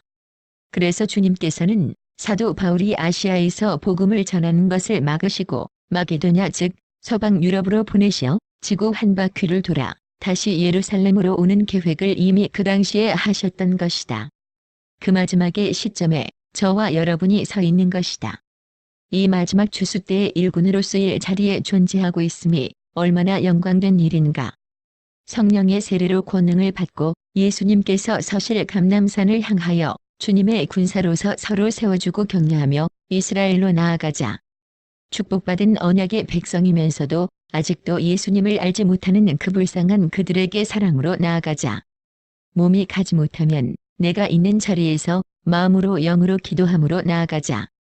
그리하여 다시 오실 예수님께서 재림하실 감람산에서 하늘 아버지를 모신 한 형제여 자매가 되어 함께 어우러져 조림에 예수님을 맞이했던 예루살렘 백성들처럼 큰 소리로 외치자. 찬송하리로다 주의 이름으로 오시는 시여. 그때 비로소 우리 모두는 얼굴과 얼굴을 보듯 확실한 주 예수 그리스도의 얼굴을 배울 수 있을 것이다.